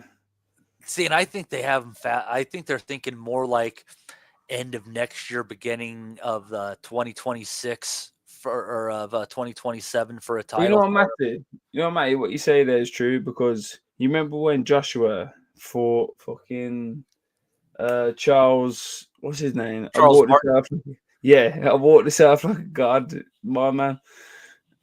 It was like he was never supposed to be a world champion, and then they stepped Joshua in there with him. Do you know what I mean? Mm-hmm. They have to look for the right opportunity for Moses Atama to do that. It's never going to be like he's battering everyone, I would say. It has to be from Usyk retiring and the titles fragmenting, basically. Yeah, but if like Usyk versus Atama, who's winning there? That's a very short podcast. Yeah, exactly. But then again, we had this discussion last week. It's like Caballero, maybe, potentially. So however many other like heavyweights, Tyson Fury's gone, man. He's looking for the Usyk fight, really. That's a fucking £40 million fight. £40 million in your all he's interested in is money and maybe revenge. Like those are the only two things steering that man right now. Tyson Fury is my man. I'm a massive fan. I've traveled around the world to see him. As far as I'm concerned, he was the best heavyweight in the world. But at one point in time, yep, absolutely, 100% agree. Exactly. So like those are the options. Joshua gone. Dubois gone. Who else? That's exactly it. Like you're left with basically Caballero or Parker getting a chance. Like Caballero and Parker, those are the only two. Yeah. Caballero, I think Caballero is like, for me personally, I like the way he fights, man. I think he beats people up when he. Oh, did I lose you there? I think Caballero is a massive body puncher.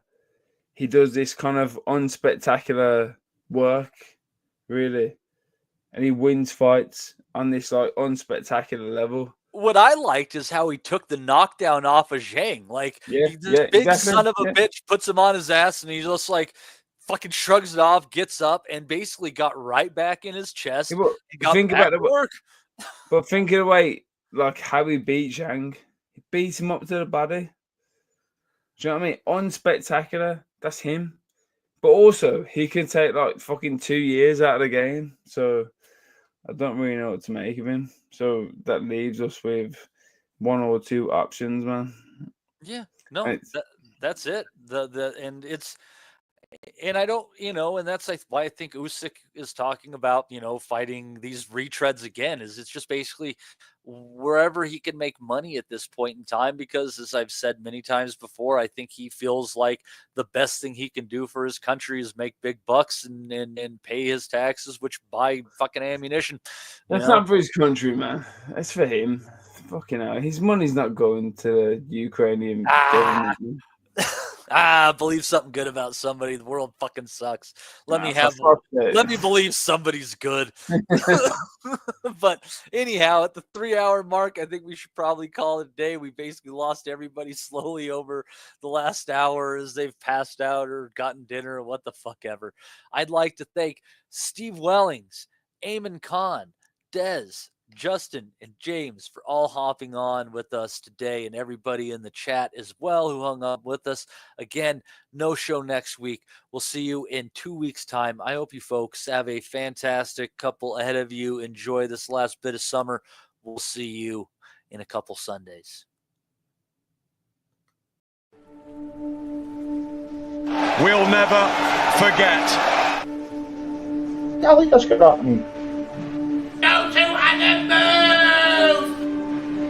We want to be honest, yeah?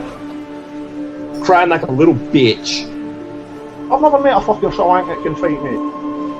I fell asleep. I fell asleep. You're a fucking bum, you're a fucking asshole.